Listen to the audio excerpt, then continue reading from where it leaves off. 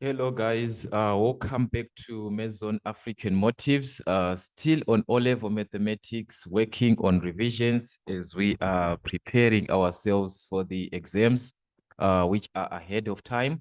So in this case, we've got the question paper from June 2010. That's paper 1. So we are going to focus with this question paper so that we can see how we were supposed to attempt these typical questions that we are given.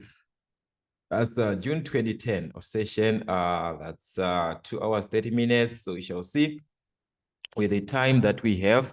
So make sure that you understand the instructions when answering your question papers, okay? When you're answering the final exams, especially on the omission of essential working will result in loss of marks, and also the decimal answers which are not exact in this case should be given correct to 3 significant figures unless stated otherwise, okay?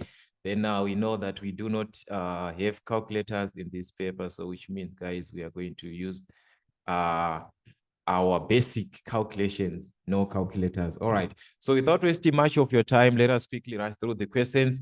Neither mathematical tables, no slide rules, no calculators may be used in this paper, which means they are not allowed. Okay, express, or number 1A, we are asked to express 0,096 correct to 2 decimal places. Okay, to 2 decimal places. So take note, we are given 0,096.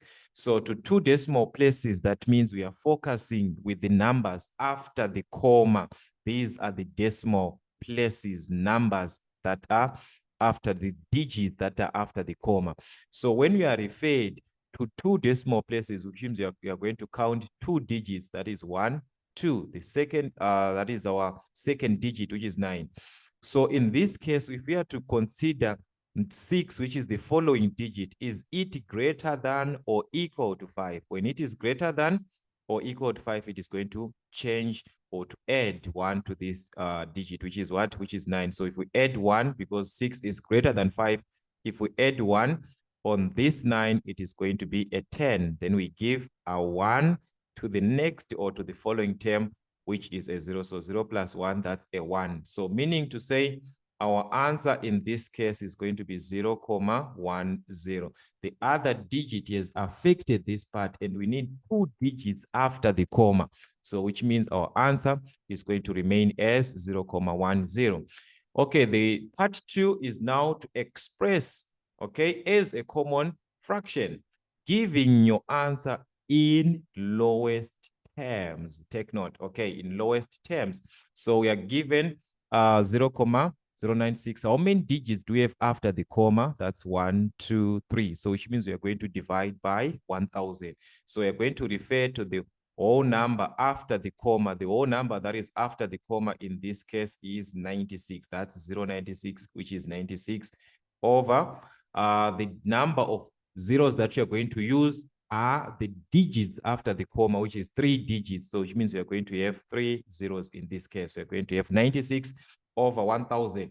So we can reduce this. We can just choose any number. Maybe you can just try 4 by 4 here. This is going to be a 4 into 8. That's a 2. That is into 8 remainder a 1 into 16. That is a 4. So you can reduce here by 4. 4 into 100, which is 25. 4 into a 0 here. That's a 0. Okay.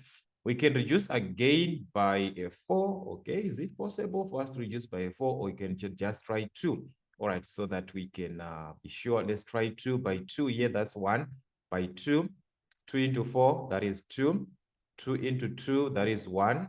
2 into 5, that is 2, remainder 1. Then 2 into 10, that is a 5. So which means we've got 12 over 125, and this cannot be reduced further. So our answer is going to remain as 12 over 125. So that is as a common fraction in its lowest terms.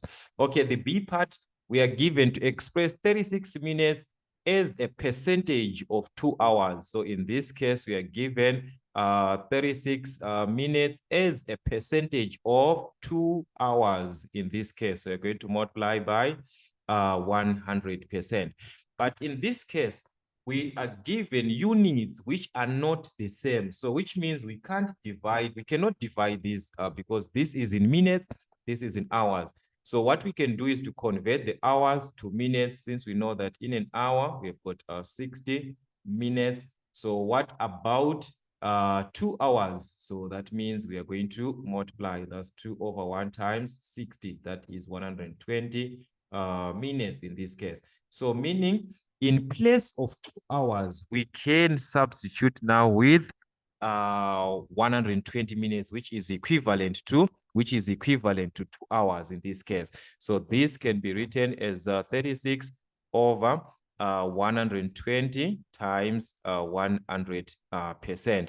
This is in minutes. This is also in minutes. So we can reduce our values in this case. 0 and a 0 can cancel. We can reduce 12 into 12. That's 1 into 36, which is 3. Then 3 times 10, that's a 30. So this is going to give us 30%. All right, so that was the idea of this typical question. Make sure you have same units. You might be asked to express 2 centimeters as a percentage of 3 kilometers. Make sure you change the units to the same. You use same units, either you're using centimeters or you're using kilometers. It's either way. We could have changed also, we could have changed the 36 minutes to hours. Then you use both units in hours. It's still one and the same thing. Okay, so that was our question 1. On question 2, we are now given to write down in ordinary form. That is ordinary form. In this case, we are given 4,32 times 10 to the power of 4. All right, so this is our 2a. 4,32 times 10 to the power of 4, or 10 to the exponent of 4. So in this case, we can just move the commas. Remember, guys, I told you from the standard form, if you watched the basic introduction that I talked about, said for you to express in ordinary form, when given a positive power, you're going to move the number of commas which is represented by that power or that number to the right. It's a positive, so you're going to move 4 commas to the right. So you're going from this comma, we're going to move 1, 2, 3, 4 to the right. So meaning to say our comma is at this point now. This is where we have our comma at this point. So meaning in place of these grooves, we are going to insert the zeros. In place of this groove, you put a 0. In place of this groove, you put a 0, which means your answer is going to be 4, 3, 2, 0, 0, comma. The comma is at this point. So it's comma. There are so many zeros after the comma that you're talking about. And these zeros, they are not important. So which means we are not going to include these zeros. So our answer is going to remain as it is, which is, you can just write as 43,200 like this. Okay. Or you can convert the 10 to the power of 4 into a normal number, that is 10,000. So which means you are multiplying 4,32 times 10,000. Then you can multiply your numbers, move the commas as ordinary. Okay, so that is still you're going to have the same answer for that one. Okay, on number B, we are given on 2B, we are given the value of M, which is 3,6 times 10 to the power of 2, and the value of N in standard form. Then we are asked to find in standard form the value of Mn, that is the product of the two, that is Mn. So in this case, Mn means you are multiplying M to N, which is our M, which is in standard form, 3,6 times 10 to the exponent of 2, or 10 to the power of 2, which is multiplied to N. Our N in this case is 8 times 10 to the power of -1.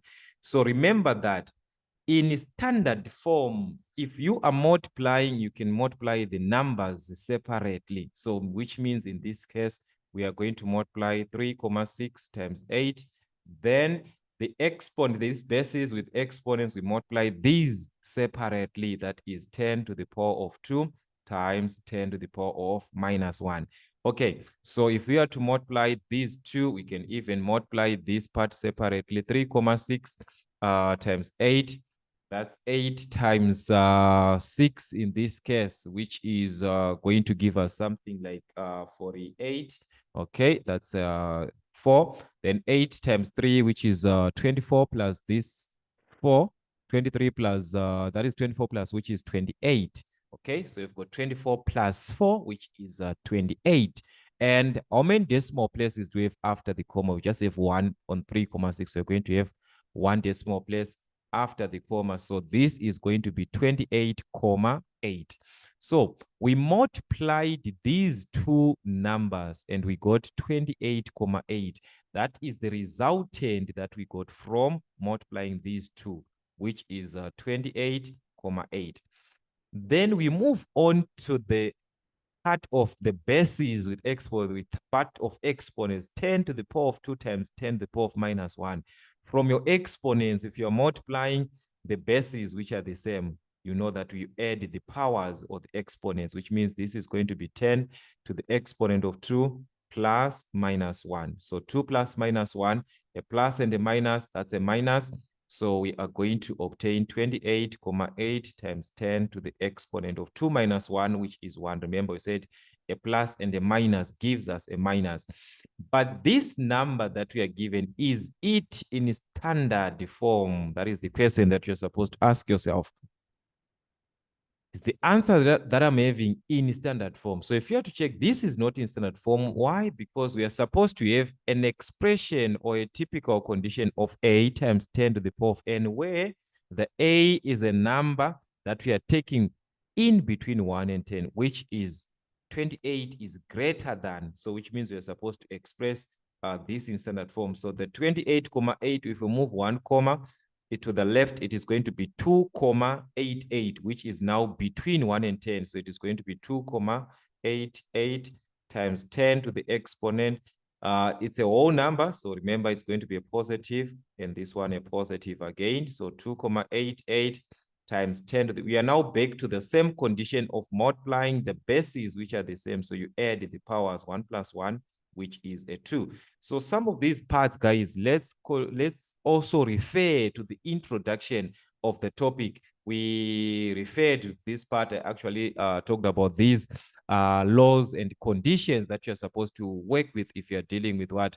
With standard form. So make sure that you watch the videos so that you can just have a basic knowledge on what you are talking about or what we are referring to as standard form, ordinary form, standard form. What is the difference? How do I convert from one form to another form? Okay, on B part, we are now given m plus n. Remember, we said it's easier for us to add in ordinary form than to add in standard form. So meaning to say we have to convert back the m, which is 3,6 times 10 to the power of 2 plus n, which is 8 times 10 to the exponent of minus 1. We have to convert these to ordinary form.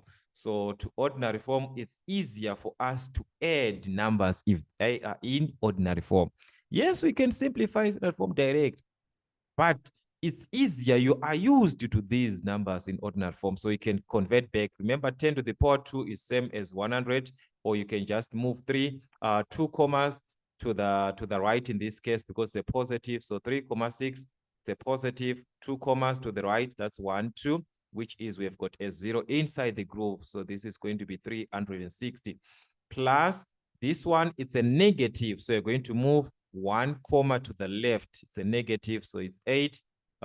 We move 1 comma to the left. So 8 is same as 8. The comma is right after 8. So which means we move 1 comma to the left. That's at this point. That is where our comma is, which means we are going to have 0,8. So it's plus 0,8. So we can add our numbers.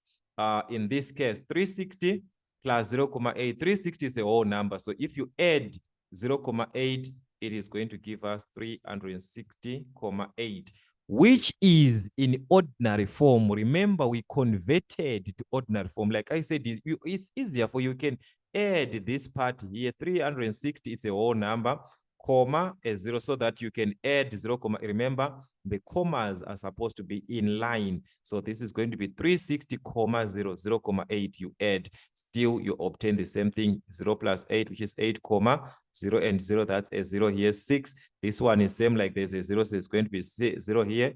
3 plus 0, that's a 3. So that's how you add your values that are, if you're dealing with what? Decimals. So the question is your answer in standard form? Because the question is supposed to be in standard form. No, because this is greater than, so it's supposed to have this between 1 and 10. So we move 1, 2, that is 3, comma 6. So this is going to be in standard form. It is going to be written as 3, comma 608. So we moved how many commas? 1, 2. We moved to 2 commas, so that's times 10 to the power of 2. So the condition is you started with, you had a whole number or a significant digit before. So your answer is going to be a positive. If it was 0, 0, like that, if you start with a 0 digit, your exponent or your power is going to be a negative. But in this case, we are having a whole digit, a whole number, or a significant digit. So which means our power is going to be a positive. So you have to take note of that. All right, so that was the product, that was the sum of m and n, that is m plus n, which is the sum of the two. All right, we move on to the other part. On question 3, we are asked for each, for the expressions that we are given, these two expressions, find the HCF and the LCM. All right, so the first thing that is, we can express these as product of their prime factors, the 12 and the 18. Already here, the terms, which is the m and the n, they are expressed in terms of powers. So what you're going to do is, when you express 12 as a product of its prime factors, leave your answer in index form, because we are already having these in terms of what? In terms of powers. So we can leave our answer in index form. All right, so that's 12 in this case. We are going to divide 2 into 12, that's 6. The smallest number, 2 into 6, which is 3. 3 into 3, which is 1. So meaning to say, the product of 2 and 3 gives us a 12. So this 12 is same as 2 times 2, which is 2 squared. And we are having 1, 3, so that's times 3 to the exponent of 1. So that is what we are obtaining from 12. But remember, we have got m and n in this case. So we are going to have times m to the exponent of 3 times n to the exponent or to the power of 2. We move on to 18, the same thing as a product of its prime factors. So that's 2 into 18, which is 9, 3 into 9, which is 3, 3 into 3, which is 1. So we have got 2 times 3 times 3. We only have 1, 2. So which means the 18, this part of 18 is going to be taken from 2 to the power of 1 or to the exponent of 1 times 3 times 3, which is 3 squared. So that's 3 to the exponent of 2 times 18 was affected here with m squared. That is m to the exponent of 2 and n to the exponent or to the power of 3. So this is what we are given. So I told you guys from your HCF and LCM that whenever you are dealing or you are to find the HCF, you determine terms which are common. In this case, you must find a term that is common. When that term is common, it must have the least power or the smallest power. All right, so let's just have this as, let's use the terms that you are used to, smallest power. So this is what you have. The term or the must be common. When it is common, it must have the smallest power. That is for the HCF. So in this case, our HCF, we are going to take the terms. All right, or let me just write it on this side. So which means our HCF, we are going to take this term, HCF. All right, so we are having the HCF, which is our first part in this case. So in terms of 2, we have 2, 2 is common. But which one has got the smallest power? In this case, the smallest power, that's 2 to the power of 1, which is 2, times 3. 3 is common, but which one is the smallest power between these two? That's 3 to the power of 1, which is same as what? Which is same as 3.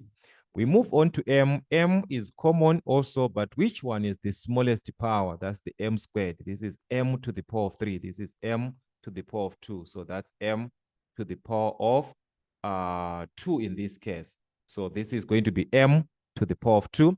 We move on to n. N is also common. The smallest one, that is n to the power of 2. So the HCF, it must be common, having the smallest power. So which means this is going to be 2 times 3, which is 6, m squared, n squared. So that's your HCF in this case. All right, we move on to the second part, which is determining or finding the LCM. So what happens with the LCM? The LCM, you take all terms, but if common, okay, but if common, so let's say you have got you're supposed to have all the terms, they're supposed to be on your answer. But let's say there are terms which are common. How are you going to take the final answer? In case of common terms for LCM, you take the one with the highest power. So in this case, you're going to take the one with the highest power in this case. All right. So that is the condition that you are going to have if you are working with the LCM. If terms are common, because you're supposed to take everything, but let's say these terms that we are talking about, they are also common, then you are going to take the one with the highest power. Okay, so let's have two.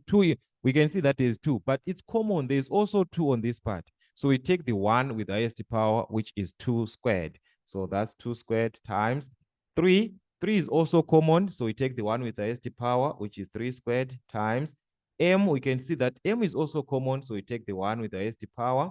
The same with n. N is also common. We take the one with the highest power. So this is going to be our LCM. 2 squared, which is 4 times 3 squared, that is 9.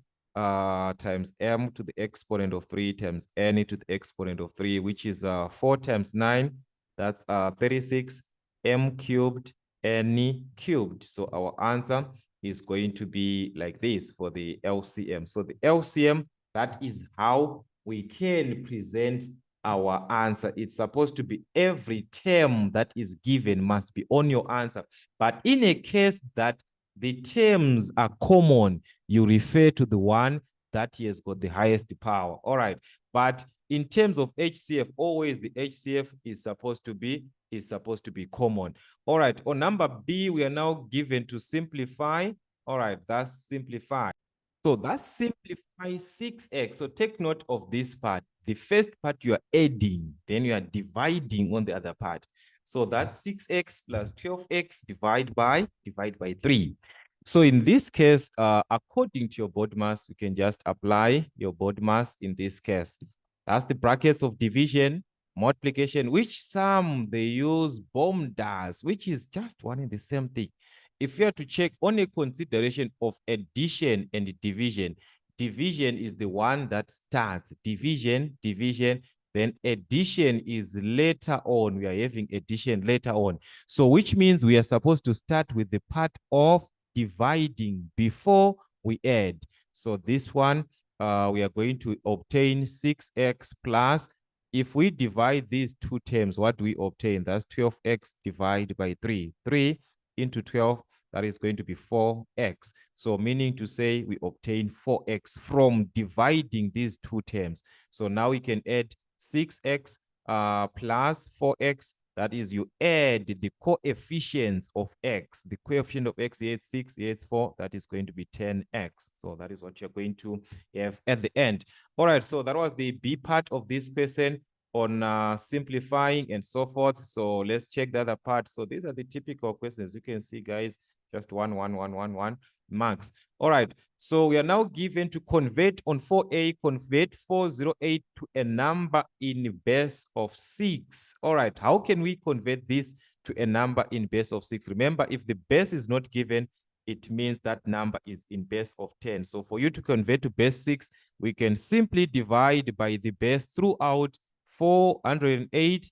We divide by 6 throughout, noting the remainders. That is how you can convert from base 10 to any base. If the base is not given, that's base 10. All right, so let's divide that 6 into 40. which is going to be 6 into 36. All right, so let's just change this one. So that's 6 here into 36, so having a remainder of 4. 40 minus 36, that's a remainder of 4. 6 into 48, which is going to give us 8, and we've got a remainder of 0. We do the same thing by 6 again. That's 6 into 6, which is 1. 6 into 8, which is 1. We have a remainder of 2. We do the same thing. 6 into 11, that is 1, having a remainder of 5. Then we divide again by 6. 6 into 1, that's a 0, having a remainder of 1. So this one is going to be your remainder. So your answer is taken from the bottom going up. So that is how we can express our final answer in this case. So therefore, the 408, which is in base 10, is going to give us 1520. So that's 1520 in base of what? In base of 6. All right, so that is how we can express our final answer. Okay, so we move on to the final, to the other part, which is B. We are asked to write down 2 times 3. Okay, so this type of equation we are given to write in base of 3. Take note here. If you are to check back from your normal calculations, this was a stage that you are used to when you are converting a number from base 3 to base 10. If you are given, let's have a condition like this: 1, 1, 1, base 2 to base 10. If I am to convert this number to base 10, I'm going to raise the numbers in powers of 2, 2 to the power of 0 to the power of 1 to the power of 2, and so on, which is going to be 1 times 2 to the power of 2 plus 1 times 2 to the power of 1 plus 1 times 2 to the power of 0, which means it's a conversion which was taking place from a certain base to base 10. So meaning to say you can proceed by converting this to base 10, then after you can convert it to base 3, which is fine. But since we are saying it is a conversion to base 10 from base 3, so we can simply reverse, because we are from base 3 from this case. We are from what? From base 3. So we can easily trace back to that number that we had in base of what? In base of 3. So meaning to say here, we are going to have this as, I want you to see something here. We are going to have this as 2 times. So this is 2 times 3 to the power of 4, which means we are expressing from the power of 0, we are having 0, 1, 2, 3, 4. These were the powers in base of what? In base of 3, in base of 3, in base of 3. So this is the one, 3 to the power of 4 multiplied to 2. We move on. We do not have 3 to the power of 3 in this case, this one. We do not have this condition, which means that number, the whatever that we got from 3 to the power of 3, it was multiplied by what? It was multiplied by a 0. That's why it's not given, which means there was a 0. We move on to the power of 2. The power of 2 is there. It's given as 1 times 3 to the power of 2. Okay, the power of 1 is there. The power of 1 is given as 2 times 3 to the power of 1. We move on to the power of 0. We know that 3 to the power of 0 was supposed to give us a 1. And we do not have that on the last part. We do not have anything that represents 1 or 3 to the power of 0, which means the number that was there after having 3 to the power of 0, which is 1, it was multiplied to, because it does not exist, so which means it was multiplied to 0. So that's plus 0 times 3 to the power of 0, like this. All right, so this was your number before it was to be converted to base 10. We are at this stage, we are converting to base 10 at this stage. So meaning to say, this was your base. This 3 represents your base, which is the base 3. This is the 3, the base, the 3, the base, the 3, the base, the 3, the base, the 3, the base. So the number that we had, remember, that's 0, 1, 2, 3, 4. So which number were you having in the base of 3? Because we know that the base was 3. The number was 2, followed by a 0, followed by a 1, followed by a 2, followed by a 0. So this was your number in base of 3. All right. So this is how you can easily convert to base 3, because you are from base 3. So you can easily take it back to base 3, because we understand how it was supposed to be in base of 3. Okay. Anyways, these are the typical questions that you're supposed to be very, very careful with. Okay, so like I said, you can convert this number back to base 10 to base 10 as it was, because as you can see, it's actually to be in base 10. So you can even do that part, which can seem to be a longer way, but still it can actually work. Meaning to say, if we are to convert this part here, we are going to have 3 to the power of 4, which is 81. So this is 81 times 2, which is 162. So that's 162 plus 3 to the power of 2, which is 9. 9 times 1, which is 9. 3 to the power of 1, which is 3 times 2, which is 6. So we can add this and we obtain 177. So we can convert to base 3 because this is in base 10. Just like what we did here to convert 408 to base 6. We divided by the base throughout, noting the remainders. It is going to be the same thing also for you to convert the 177 in this case to the base of 3. We are going to divide by 3 throughout. So you divide by 3 throughout, noting the remainder. So this is 3 divided throughout, noting your remainders. All right, so that is the condition. 3 into 17. That is 5 into 15. That's a remainder of 2. Then 3 into 27, which is 9. That means we've got a remainder of 0 in this case. Okay. 3 into 59, that's into 5. That's a 1, remainder 2. Into 29, that is 9 times into 27, having a remainder of 2. 27 from 29, that's a remainder of 2. 3 into 19, that's 6 into 18. It's going to be 6 times, remainder 1. 3 into 6, that's a 2, remainder is 0 here. 3 into 2, that's a 0, remainder 2. So as we can see, our answer is going to be from the bottom upwards.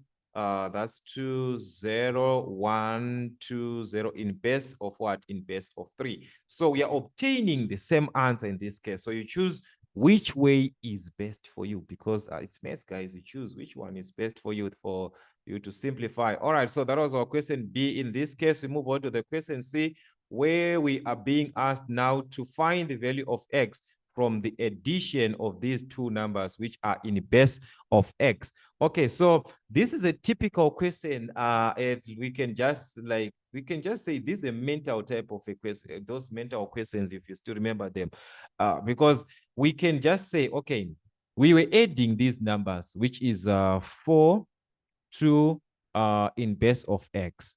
All right, so this is in base of x, which is being added, all right, to 5, 3 in base of x like this. And we know the answer, we are going to obtain 1, 2, 5 in base of x. Okay.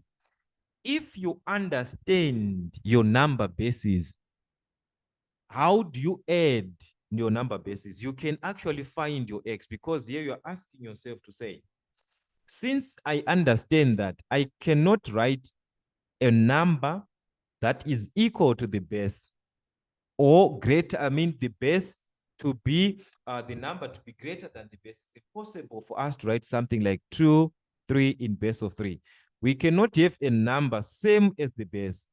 The base is supposed to be always greater than the numbers that we have. That is the first thing that we know.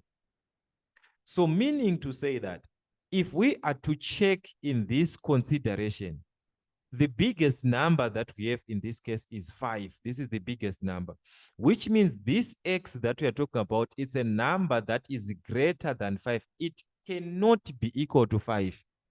We cannot have a base that is equal to 5, because this is also 5.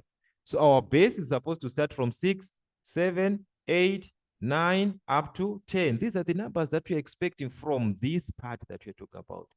Okay, so you can now add 2 plus 3, that is a 5. And they actually, which means that is truly to show that, okay, this is not in base of what? This is in base. We wrote the 5 here. We move on to the other part.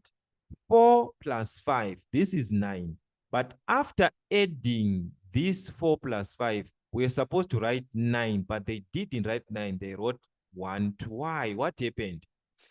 This is a sign to show that the number that we got, which is 9, was bigger than or was equal to the base. Because remember, if your number is equal to the base or greater than the base, you divide by that base. So in this case, the number was greater than the base. It's a 9. So which means we are going to divide by the base, which is our x. So when we divided by the base, which is our x, we got a number that we get. Remember, we get a digit and a remainder. The remainder is the one that you give to the next digit, which is this one. So our remainder is a 1, and the number that we got is this 2. Remember, guys, the concept, if you add like 1 in base of 2, if we add 1 plus 1, we get 2, which is equal to the base. The moment you get a number like this, you divide by the base. 2 into 2, that's 1, remainder 0. The remainder is the one that you write on this part, which is a 0 here. The one that you have in this case, you give it to the other term, which is going to be 1 plus 1, which is going to be a 3, and so forth. So this is the consideration that we are talking about, to say the remainder, one remainder is, in this case, our remainder is given as a 2, all right? Our remainder in this case, that's a 2, all right? Sorry for that, guys. I hope someone actually saw this coming. Okay, so this is our remainder, which is a 2 in this case here. So the 1 is on the other term. Okay, sorry for that. So in this case, we are now you are now asking yourself, say, which number actually can you use to say 9 divided by this number, you obtain 1 remainder 2? Which number is that? Between these numbers, 6, 7, 8, 9, and which number that you can divide 9 divided by that number, you get a 1 and a remainder of 2. So you can see that's a 7. If you try 6, 9 divided by a 6, that is 1, remainder 3. 7, that is 9 divided by 7, which is a 1, remainder of 2. So the number that we're talking about is a 7. So this x was equal to 7. So that is why, if you are to check even on your final answer, this on your marks, this was just 1 mark. So there are some typical questions, guys, which just needs you to understand the knowledge of that topic. So revise those topics we talked about, almost each and every topic, number bases, name it. So please revise from those topics, the basic part. Okay, so that was the C part.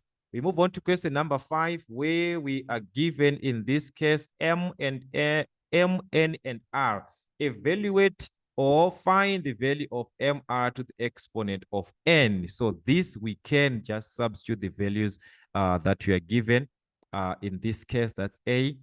MR, that is the product of M and R, which is equal to, this one I can just write it direct, guys. Okay, that's M, which is a half, times R, which is 3, to the exponent or to the power of N, which is a 0. So this is going to be half of 3, that is 3 over 2, to the power of 0, which gives us a 1. Remember that any number to the power of 0 is equal to 1. So that is the idea of this question.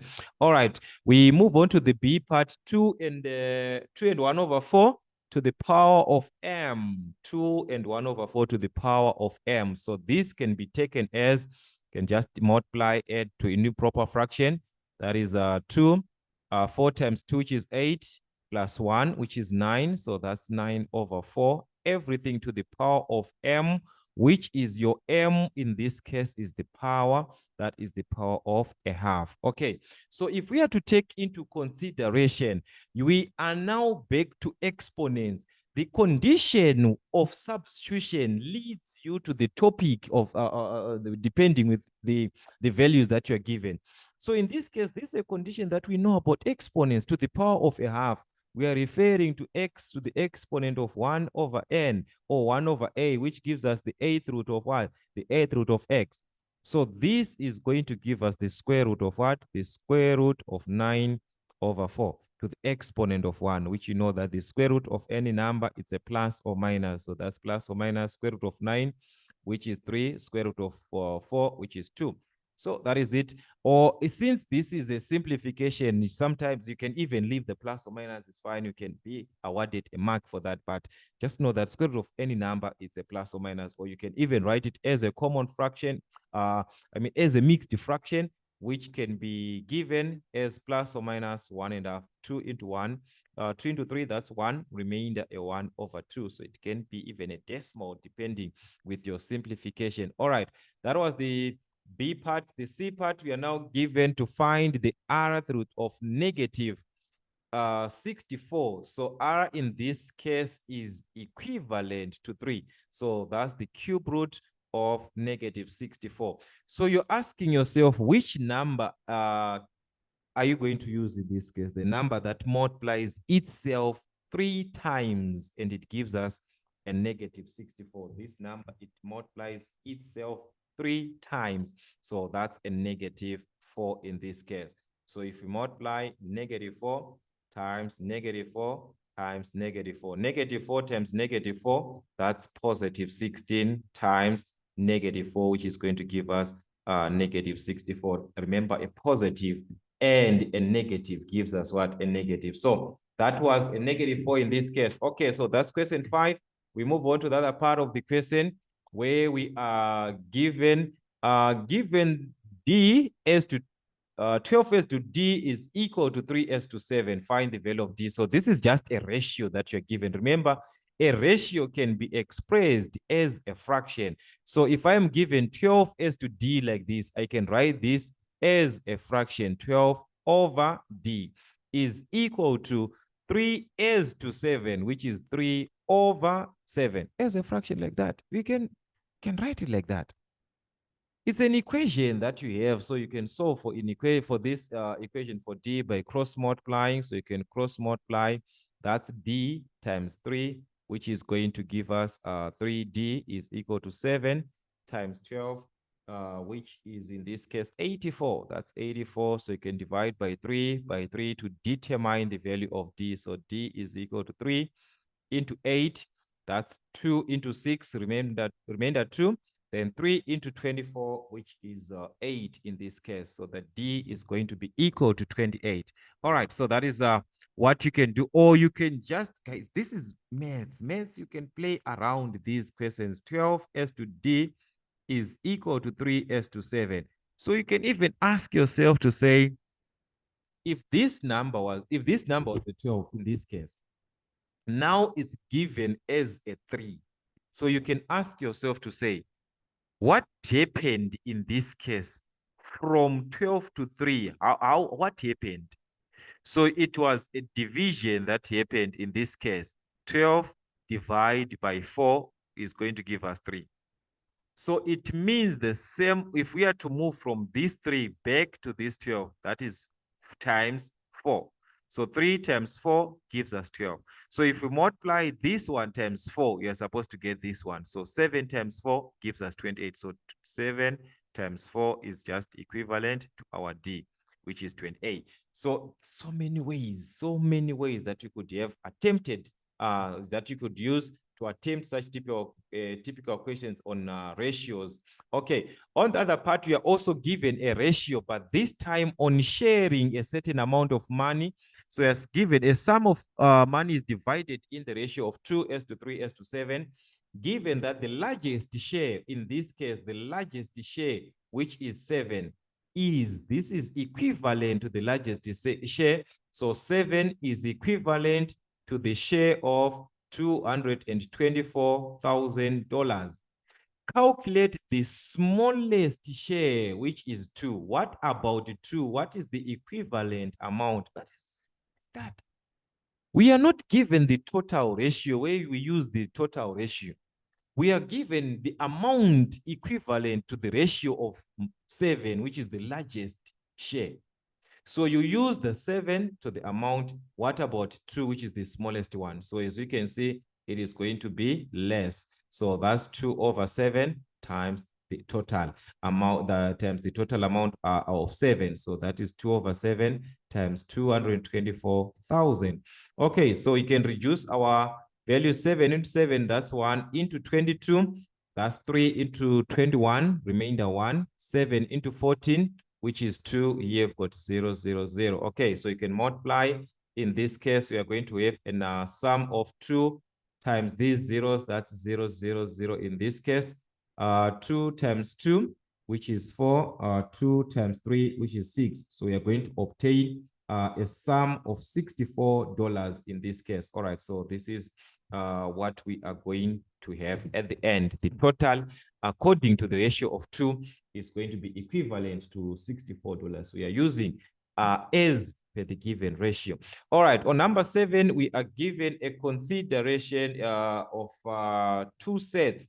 All right, where we are given the sum, which is the number. Okay, we are not given the universal set, like everything in the universal set, the number of elements in the universal set, which is 25, the number of elements in A, which is 12, the number of elements in B complement, which is 6, and A union B complement, which is 2. Complete the Venn diagram to show the number of elements in each subset. All right. We are supposed to be very, very careful. It's a question 7 having total of all the 3 marks. Like it just that question fill in. Okay. If you are given number of elements, you can indicate each subset the elements that you are given. The universal set, it is given with 25 elements, which means the whole of this set, we've got 25 elements. In set A, which means in this set A, if you are to refer to this set A, this is your set A. All right. In this set, let me properly indicate this part so that you understand me, guys. All right. So this is our set A in this case. We are given that this set A, it has got 25 elements. The number. Oh, so that is 12. Sorry for that. Sorry for that. We are here. 12 elements in this case in set A. In B complement, okay, B complements means what is not in B. This is our B, the remaining one in black, this one, the one that is remaining. This is your B. But B complement means not in B, which means outside of B, which means we are referring to this one. This is our B complement, this part. All right, you understand this part. So this is your B complement, outside of B. All right, which means also there are some elements which are also in A, but they are not in what? They are not B. They are part of B complement. All right, so this whole part that we see in this case that I have shaded, it represents B complement. That is outside of what? Outside of B. So we are given that outside of B, there are 6 elements which are outside of B, meaning to say this part of the other part which is of A and the rest of this one which is outside, there are 6 elements. All right, so that is what you're given.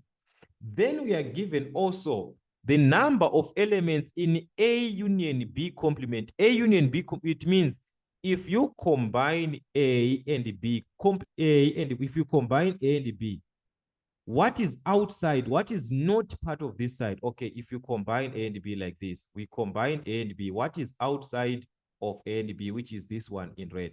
So this is the one that we are referring. It's outside of A and B combined. So as you can see, this part here, it's an involvement of this other part that we had, which was part of B complement. So this part that we are referred to is the one that has got 2 elements in this case, in this region, this whole region that we see. There are 2 elements that we have in this region. But before we were told that this B complement, remember B complement is the one that is in blue, this one that has got blue. So if you are to remove the 2 elements, these ones, from the 6 that we have, we are going to remain with elements from this part of what? Of A, inside this region, this blue part that is remaining without any red part, this one, without any red part inside of A. This part of A, but not including this part of intercept, is not included. So this is going to be 6 minus 2, which is 4. So in between this part of A, we are going to have 4 elements. But before, take note, you are given that in A, in this set of A, the one I indicated in green, this whole A, there are 12 elements in A. So which means to find this part on the intersection or this remaining part, we can subtract from 12. 12 minus 4, which is going to give us 8. So meaning to say we've got 8 elements all in all at this part. What are we remaining with? We are remaining with elements in B only, B only. How can we determine this part in B only? Remember, we are given that the whole of this universal set, it consists of 25 elements or 25 numbers. So we can subtract everything from 25 so that we remain with that part of B. So it is going to be 25 minus the sum of these 3 that we are given, which is 4 plus 8 plus 2. 8 plus 2, which is 10, plus 4, which is 14. So we're going to have 25 minus 14. 5 minus 14, 5 minus 4 in this case, which is 1, 2 minus 1, which is 1. So we're going to have 11 elements remaining from this part. So this is what we are going to have. This part is going to have 4. This one is going to have 8. This one is going to have 11.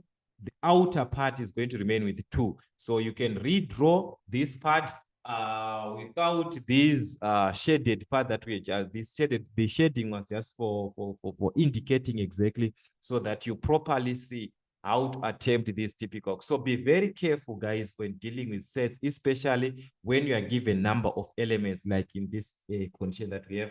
So we shall work with more questions of like these ones so that we can actually understand more on how can they ask these typical questions. On number 8, we are asked to simplify the square root of 50. Leave your answer in the form of a square root of b. Which format is this one? This is the said form. Remember, if you are simplifying sets,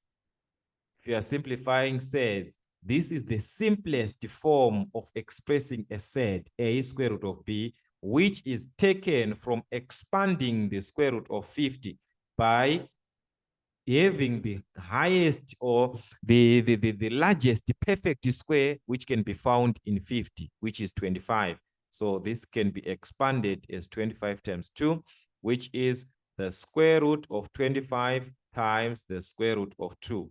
The square root of 25, which is 5, times the square root of 2. So it is going to give us 5 square root of 2 in simplest form. All right. Or remember, I said you can also express a set in the simplest form by expressing the number as a product of its prime factors, okay? 50 as a product of its prime factors, 2 into 50, that is 25. 5 into 25, which is 5. 5 into 5, which is 1. So when you have expressed your number as a product of its prime factors like this, a number that has got a pair, in this case, we've got a pair of 5. A pair of 5. So a pair is written outside of the square root. This is your A. So this is going to be 5. Square root of 2 is not having a pair. So this number without a pair, you write it under the square root. So it is going to be 5 square root of 2. So you can even visit the other videos on sets, on how to simplify sets, so that you can see how you can evaluate in simplest form. Okay, on B part, we are asked now to find in kilometers per hour the rate at which a car travels if it covers 24 minutes in 1 second. So we are given the speed of 24 meters per second in 1 second. So the question is, find the speed in kilometers per what? Per hour. So remember, I told you this conversion, guys, that 1 meter per second is equal to 3,6 kilometers per hour. From this conversion, you can answer any question that you're given. Is it to convert to kilometers per, is it to convert to meters per hour?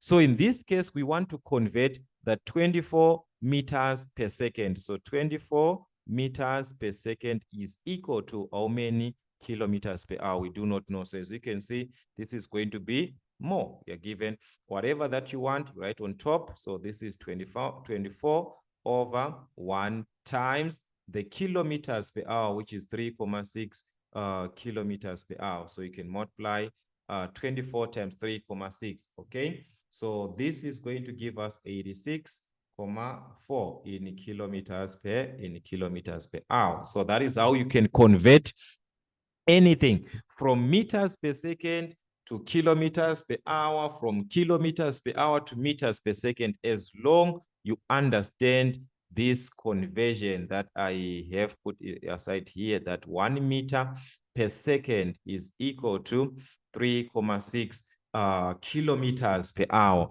All right, so that is what you can do in this case. Solve the simultaneous equations. Okay, so you're given to solve the simultaneous equation. So simultaneous equation, it depends with the method that you want to use in this case. Are you going to apply elimination? Are you going to use substitution? Depends with the method that you're going to apply. Okay, so I don't know which method, but what is best is for you at least to rewrite the first equation here as a normal equation without fractions, so you can get rid of the fraction. This is same as over 1 over 1, so you can multiply each term by the LCM of 2, 1, 1, which is 2.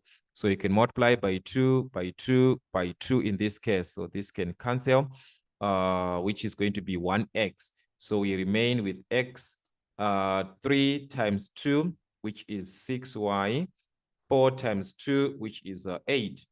Okay, the second equation is already in simplest form. 3x plus 2y is equal to 8. So depending with the method that you are going to apply, you are going to solve, but the answers, they are going to be the same. So I don't know which method that you're going to use. In this case, I'm just going to use elimination by substitution, where I can eliminate x, then substitute the value of y that I'm going to obtain as my final answer. So to do that, I just have to interchange these two, the coefficients of x. So multiply by 3 on top, multiply by 1 below. So we can multiply everything by 3 on top. So this is going to be from equation 1, 3 times 1x, which is 3x, 3 times 6y, which is 18y, is equal to 3 times 8, which is 18 again.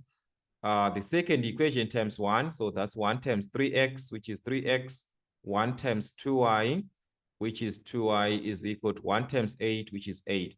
So from the two equations that we are given, we can subtract now to eliminate x, okay? Equation 2 from equation 1. So we are going to subtract, or equation 1 minus equation 2. That's what I'm trying to say. So that's 3x minus 3x, which is a 0. 18 minus 2. This is a plus here that we have. So it's 18 minus 2, which is going to give us 16y in this case, which is equal to 18 minus 8. So in this case, all right, oh guys, where am I getting the 18 here? 3 times, this is a 24. All right, I hope someone saw 8 times 3. Okay, I'm getting old, I can see that. Okay, so this is 3 times 8, which is a 24 there, okay?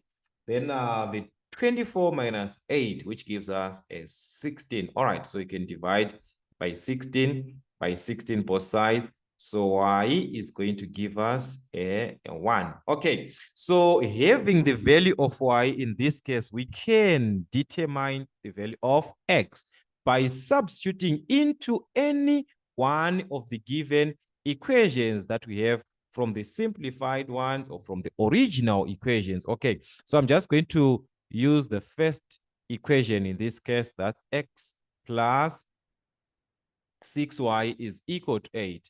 Our y in this case is 1, so it's going to be x plus 6 times 1, which is equal to 8. All right, you substitute the value of y, which is 1. So that's x plus 6, which is equal to 8. So x is equal to, we can transpose to the right-hand side so that it can be a negative. So it's 8 minus 6, which is 2. So our x is going to be 2, while y is equal to 1 at that given moment, or that particular moment. Okay, so that is how you can solve simultaneous equations, by elimination, by substitution. So like I said, you can use substitution method, you can use elimination only, depending with the method that you are best with. Okay, so that is what we have in this case. Okay, let's move on to question number 10, where we are given that a director a company director went to Britain and America on businesses. Your company gave you an allowance of £2,000. Okay, so in this case, the director was given £2,000 as an allowance. Okay, so on number A,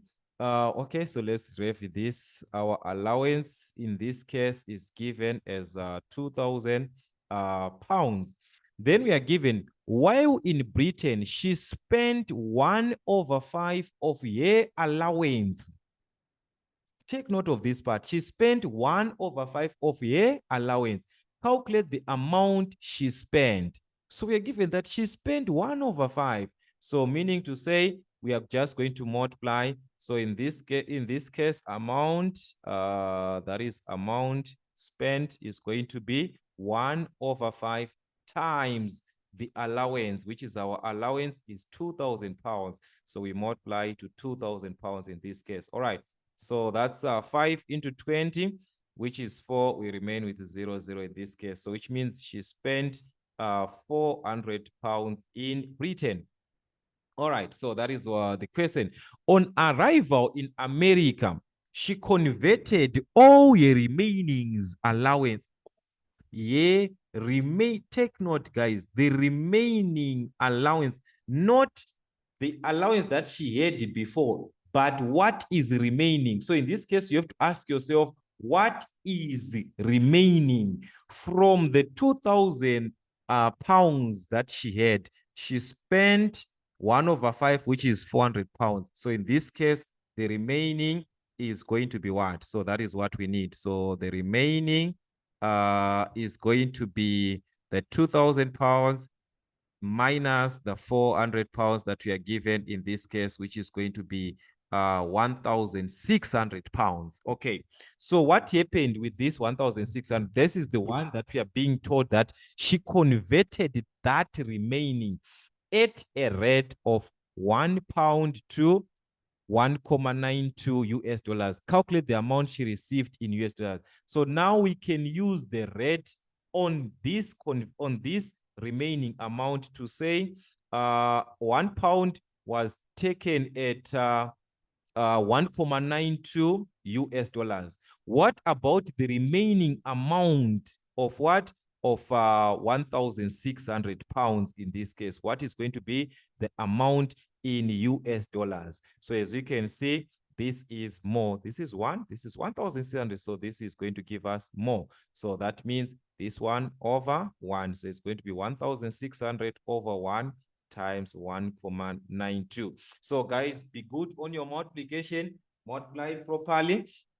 This is going to give us 3,072.00 in US dollars. Okay, so you can even write it as 3,072 without the zeros, but just for the sake of representing man, if you are representing man, you represent with what? 2 digits after the comma. Okay, so that is the condition. So that was our question. In this case, we move on to question number 11. Solve the following equations. Okay, what type of an equation is the first one? Okay, it's just a linear equation. So you can just cross multiply, remove the fractions, and solve. Okay, so that is our A. In this case, we are given 3 over y, which is equal to 12 over 11. So we can just cross multiply. Let's see what's happening in this case. That's y times 12, which is 12y is equal to 11 times 3, which is 33. So to find 12, you're multiplying. So you can divide by 12 both sides, divide by 12 both sides, meaning to say y is equal to 33 over 12. So you can reduce your numbers, guys, by 3. That is 4. By 3, that's 1. By 3, that's 1. So we are going to remain with 11 over 4, which can be reduced 4 into 11. That's 8. Into 8 is going to be 2 times remainder 3 over 4. Okay, so you can write your y as 2 3/4. Okay, yes, we can just have it like that. All right, the B part we are now given to solve. It's a quadratic equation that we are given. In this case, x squared plus 5x. So we can transpose first the 24 into a negative. That is on the left-hand side. So since we know that if we are dealing with a quadratic equation, having the coefficient of x squared being a 1, we can factorize that equation simply having our two brackets, which is x in this case, x in this case. So we need factors of -24. When we add these vectors, we must obtain a +5. That is, we are referring to -8 and +3. -8 times 3, that's -24. Okay, so this is going to give us a -5. So let's change to +8. All right, so let's just change this to +8 and -3. Meaning to say, if we add 8 plus -3, that's a +5. So we need +8 and -3. So that is going to be a +8 and a -3 is equal to 0. So each bracket is going to be equated to 0, which means x plus 8 is going to be equal to 0, or this bracket of x minus 3 is going to be equal to 0. So you can transpose to the other side of the equation. X is going to be equal to -8. If we transpose -3, is going to be a positive. So x is going to be equal to a +3. Okay, so as we can see, guys, these are typical questions that you might be given, and you have to be very, very careful in your simplification. On number 12, we are given, in this case, it's a quadrilateral. It's a combination of a triangle and another triangle in this case. So the question is, in the diagram, we are given that angle ABC, and the angle ADC, they are equal to 90 degrees. So yes, 90, which is a right angle. Also, the side AB and BC, they are equal, which is equal to 5 centimeters, AB and BC. AD, which is 7 centimeters. On the first part, we are asked to write the value of tan BAC. Tan BAC, which is this angle here. What is the value for tan? Remember, from your soccer tour on your trigonometry there, that tan is equivalent to the opposite over the adjacent. So according to this angle that we have, this is the opposite, the angle that faces the angle. This side that faces the angle, that's your opposite.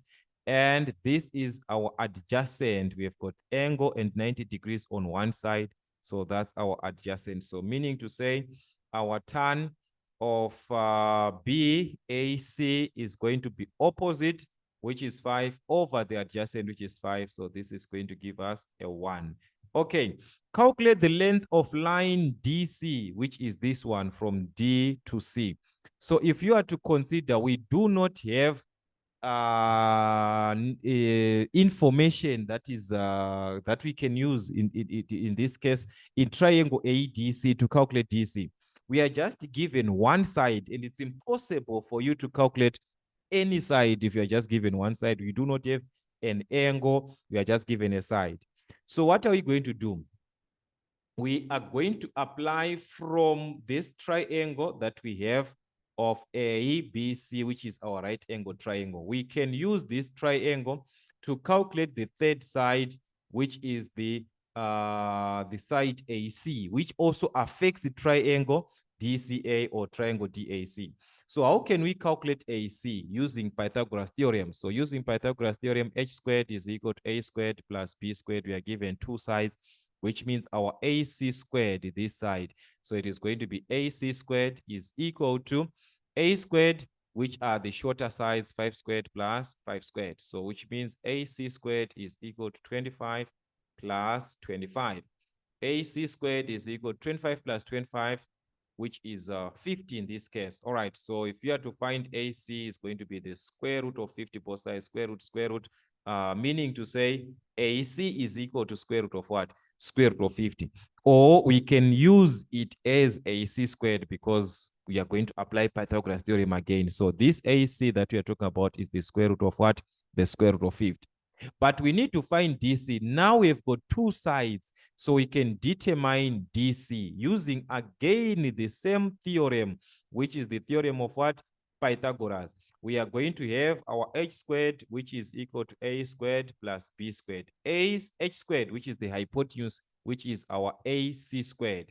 So this is going to be ac squared is equal to the shorter sides, which is the DC and the AD. So we have got the DC squared plus the AD squared in this case. So if you are to check, you can substitute this AC square root of 50 squared like this. We can substitute it as a square root of 50 squared. Or you can just substitute here because already we have AC squared, which is 50. So we can just use the AC squared as it is here, which is what? Which is 50. So 50 is equal to DC squared plus AD squared. So the AD, our AD in this case is 7. So this is going to be 7 squared. All right, so you can calculate DC squared. So that's 50 is equal to DC squared plus 7 squared, which is 49. Transpose the 49 to the other side of the equation. We are going to have 50 minus 49, which is equal to 1. So 1 is equal to DC squared. Square root both sides to determine the value of DC in this case. So the DC is going to be equal to 1, square root of 1, which is 1. The units in this case, we are dealing with centimeters. So meaning to say your answer is going to remain in centimeters. All right. So these are the typical questions, guys, your calculations. All right. These are the major steps that you can actually apply when you are given a question of this nature. They will ask you guys like typical questions of this nature. You have to be very, very careful. On number 13, we are given a vector. These are vectors. Actually, we are given the vector P and the vector Q. Then from these vectors, we are given that find X if P is parallel to Q. Okay, if two vectors are parallel, remember guys, what I said about parallel vectors, it's either that vector P is equal to K vector Q if vectors are parallel, or K times vector P is equal to Q for parallel vectors. If you multiply one vector by a constant K, if you multiply one vector by a constant, it gives you another vector. That is if they are parallel. So we can use this consideration. So in this case, depending with which way do you want to use. So in this case, I'm going to use the first one, this one, that P, vector P is equal to K times vector Q. So if vector P is equal to K times vector Q, I can substitute my vector P. The vector P, that is 4 minus 6, is equivalent to K times vector Q, which is 6x like this. So we can formulate an equation from there to find the value of K, which is the constant. Then we can determine the X. So from the top part 4 and the 6, we can equate because this is complete. We can't use this part because we've got X, which is also unknown. So I'm going to use this top part to say 4 is equal to, okay, or let me write it this way so that you can understand me much better. 4 minus 6 is equal to multiply by K, which is the scalar or the constant. So it's K times 6, which is 6K. K times X, which is XK or K6, whatever, or KX, whatever the way that you want. So we can't equate the bottom part because there are two unknown values. But we can use the top part because here we've got only one unknown, which is K. So we can calculate our K from there to say these two, they are equal. So 4 is equal to 6K. Divide by 6, divide by 6. So we can determine our K by 2. That is 2 over 3. So K is equal to 2 over 3. So if I have K, which is 2 over 3, I can use now these terms which are in the bottom to find the value of X. The question needs us to find X. So we can equate now to say minus 6 is equal to XK. Our K is 2 over 3. So that's 2 over 3X. So we can determine the value of X from there. How? we can just cross multiply, just a normal equation now. So cross multiply, that's 1 times 2x, which is 2x, is equal to 3 times minus 6, which is minus 18. So to find x, we can simply divide by 2 by 2. So x is going to be equivalent to -9.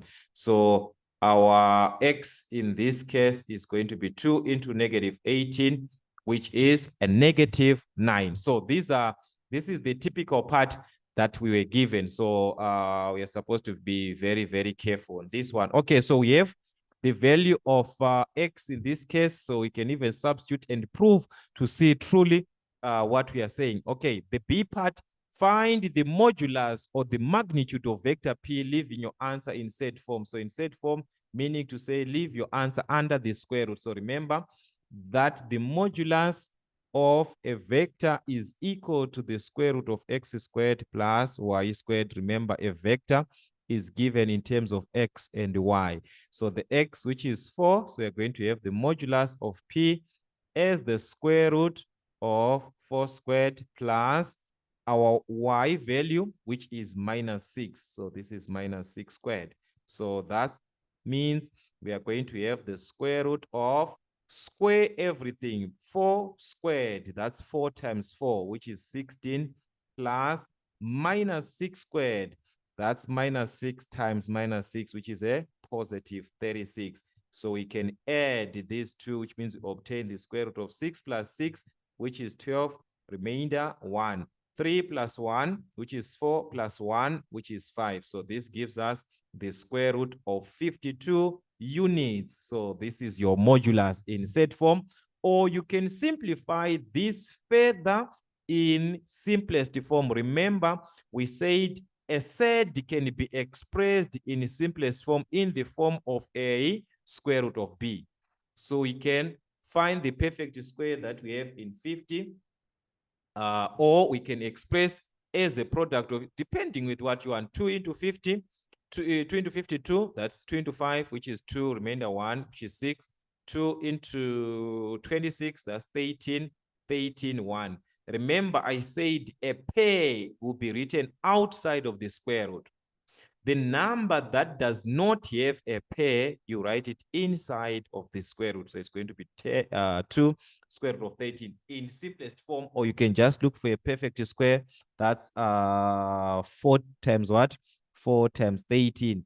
The square root of 4, which is 2. The square root of 13, we can't determine this one, so you just have to leave it like that. Okay, so that is how we can simplify such typical questions in this case. All right, on the other part, we are now given number 14. In the diagram, L is the line of symmetry. So this line here is a line of symmetry, which means, remember, it's line of symmetry. It's only condition that you can actually close the shape that you are given. So this is supposed to close across this line of symmetry that you are given, which is your L. So if you are to consider this part here is the one that we measure most. So you're going to move like from this point, that's 1, 2 to this point, which is across this line. So you're going to move also 2 units down because the line says like a reflection. So we are going to move also 2 units down from this point, which is 1, 2 to this point. So since this is a line of symmetry, it's like a mirror line. Remember, a reflection across a line, it means it is going to operate across that line. So this line is not going to be shifted, or it's not going to move to any point. It's going to remain on this line L. That's like an invariant line. So from there, we can join the remaining points, which is from this point up to this point, from this point up to this remaining point, like that. Okay, so that this across this line, this figure, if you close it, it is not going to overlap. That is a condition of line of symmetry. Is just like rotation, I mean a reflection across that line that you're given. Okay, if you are given, now you are given in diagram, in the diagram, add one line so that the completed diagram has rotational symmetry of 2. If you rotate the shape, it is going to remain as it is 2 times, okay? So what can we do? We are asked to add one line in this case, okay? So we can add from this point to formulate like our like n, that one, you can just say this one, it's a n, okay, something of this nature here. So up to this point, this is how many units? 1, 2, 3, 4, 5. So it's supposed to be 1, 2, 3, 4, 5. So it's up to this point, yes. So if just like n, remember n has got rotational symmetry of 2. So this is what we have. If you rotate this to the other end, we are going to have this as it is again. So we can have our line down like that, okay? So that was the B part. Okay, on number 15, we are now given that x is greater than or equal to 0. State the least possible value of x if x is a prime number. So these values, they are more than or they are equal to a, that is greater than or equal to 0.85. If we are referring to whole numbers, which means we are referring to the values of x, which are representing the set of 1, 2, 3, 4, 5, and so on. So these are the numbers that we are going to be referring to, all the numbers which are greater than what? Which are greater than the 0.5 in this case. So from these numbers that we have, there are so many values. But which one is the least possible prime number? Which means we are referring to a number that is divisible by 1 and itself. That is the condition. And remember that 1 is not a prime number. So which means the first prime number that we have in this case is 2. And that is the least prime number that we can have. So x will be equal to 2. These are values of x. But on these values, this least prime number that we have, it's a 2. All right. On number B, we are given now the diagram shows the region defined by 3 inequalities, 2 of which x is greater or equal to 0, which is from the x, the line of x is equal to 0, the y axis, that is the line of x is equal to 0. So this is the one that we are given. And also y is greater or equal to 0 from the x-axis, that is the line of y is equal to 0 in this case. So the question is now asking us to find the third inequality, which is the one that is defined by this line, which is a broken line. If you are to check this line properly, this is a broken line. So any line that is broken is supposed to be represented by greater than or less than. If it is a continuous line like this, you represent with the greater than or equal to, less than or equal to. If it is a continuous line. So now here we have a broken line. We need to find the equation first, and knowing that this side that is shaded, this side is a greater side, this is the lesser side. So we know that the side that we want is the one that is not shaded. The part here is to represent this inequality. So they do not indicate here, but always when you are taking the inequality, you refer to the part that is not shaded. Like this one, we said x is greater or equal to 0. These are the values of x that we are talking about. That is 1, 2, 3, and so these are greater than, and these ones are less. So which means we talk about the one that is not shaded. Okay, so this is the sign that you are going to use on your final answer in terms of why to say that it's less than the side that is not, it's a lesser side. Okay, take note, guys, revise some of the videos that we did before so that when we are doing revisions like this, it can be easier. All right. So that is it. So we are going to determine our equation, and as we can see here already, we have got our points. So you can just find our gradient direct. Remember, equation of a line is y is equal to mx plus c. So that means y is equal to the gradient, which is the change in y as we are going down in y, that's a -4, over the change in x, which is we are going to the positive, that's +4. So which means our gradient is going to be, our m is going to be -4 over 4, which is -1. Or you can use points. This point here is represented by 0, 4. This point here is represented by what? By 4, 0. So you can determine your gradient, which is m, by finding the rate of change in y over the rate of change in x. So that's y2 minus y1 over x2 minus x1. So we can determine our gradient from there, okay? So you still obtain the same answer, which is -1. So you substitute in place of m, which is the gradient. So that's -x plus c. C is the y-intercept, of which your y-intercept in this case, it's at 4. This graph, it passes the y-axis at 4. So that means we can have our final answer as an inequality. Y is less than minus x plus 4.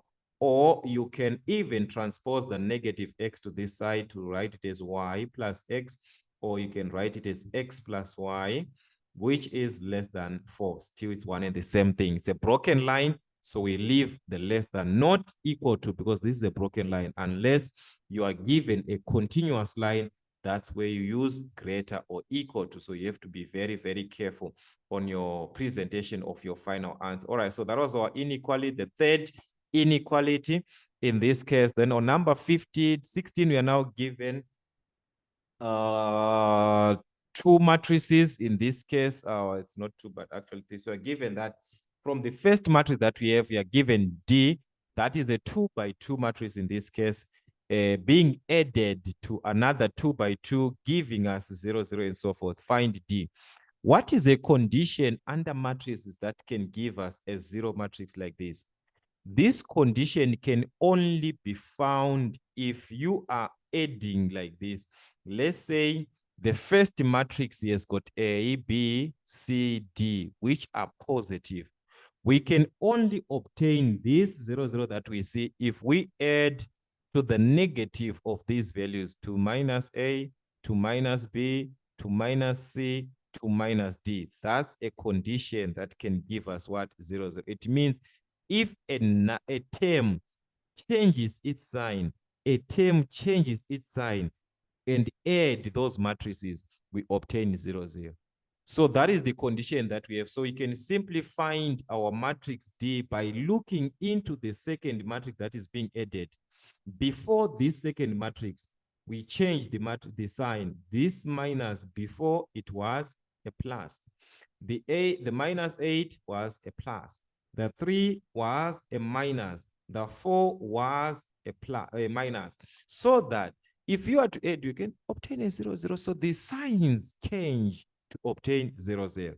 Or you can simply transpose, just direct. If you don't understand this, you can simply transpose the matrix to the other side to find D. So D is going to be 0, 0, 0, 0 minus this matrix that we had on this part. It was a plus. So the moment you transpose to the other side, it will be a minus. So this will be minus 6, minus 8, 3, 4. So you can find matrix D by subtracting. That's 0 minus minus 6, which is plus 6, 0 minus minus 8, which is plus 8, 0 minus 3, which is minus 3, 0 minus 4, which is minus 4. So this is going to give us matrix D, which is the same as the one that we got before. All right, from this part, they are now asking us on B part to write down the determinant of the matrix that we are given here. Remember that the determinant is simply the product of the major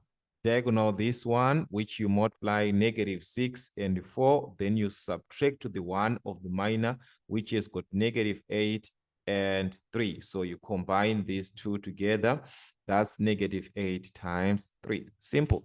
Okay, so -6 times 4, which is -24, minus and the minus, this is going to give us a plus. So 8 times 3, which is 24. So if we add -24 plus 24, we get a 0 in this case. So our determinant is 0, which means we are referring to a matrix that has got no inverse, whereby its determinant is equal to 0, and that's a singular matrix. They can ask you the special name of such a matrix, which gives us a determinant which is equal to 0. Okay, so that was the condition.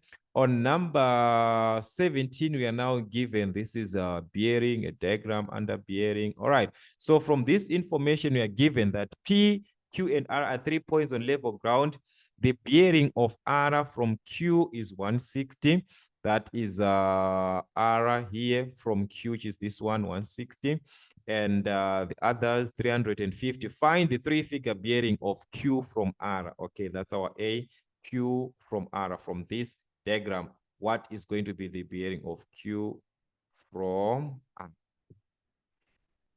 All right, let's check what we have on our diagram in this case. Where are we having our Q? Our Q is from this point. This is where we have our Q here. This is our R. So which means we need this angle. Remember, three-figure bearing is taken from the north in a clockwise direction. So this is the angle up to this point where we reach the line which goes back to Q. From this, you reach from this point. That is the one that you're going to use as your reference point. So here we've got a lot of ways that we could have used to determine this one, because this angle can be determined by simply subtracting from 360 this angle that is in remaining here. So how can we determine this angle? We can find this angle from 160, since we know that these two lines, they are parallel lines. So 160 and this angle, they must add up to 180. They are co-interior angles, C angles. All right, so these two angles, they add up to 180. So 180 minus 60, which is 20 degrees. So meaning to say here, we are going to have an angle of 20 degrees. So our point R in this case, if you are to check, this is the angle that we need in this case, because it's Q from R. So we are referring to this whole angle. All right, so let me just reduce here, guys. All right, something of this nature up to this point. All right. So this is the angle that we need. Q from, this is what is important, from R, from this point. So if we can have this angle, it's going to be easier for us to determine the remaining angle, since we know that angles at a point, they add up to 360 degrees. We can determine this angle from which concept? If we are to check, we've got 160 here from this north pole and another north pole. Remember, I told you this north pole, they form C angles, which means co-interior angles add up to 180. So from 180, this is going to be 20 degrees.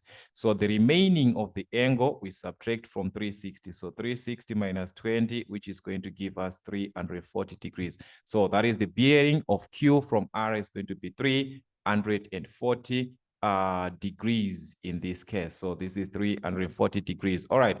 So let's check the other part of the question, which is now Q from P. All right. So that's Q from P. So if you have to check here, we are given Q, this is our P from P. All right. So meaning we are to indicate our bearing direct at P from P. This is the angle that you are supposed to indicate, P from P to the line which goes to Q, this angle here.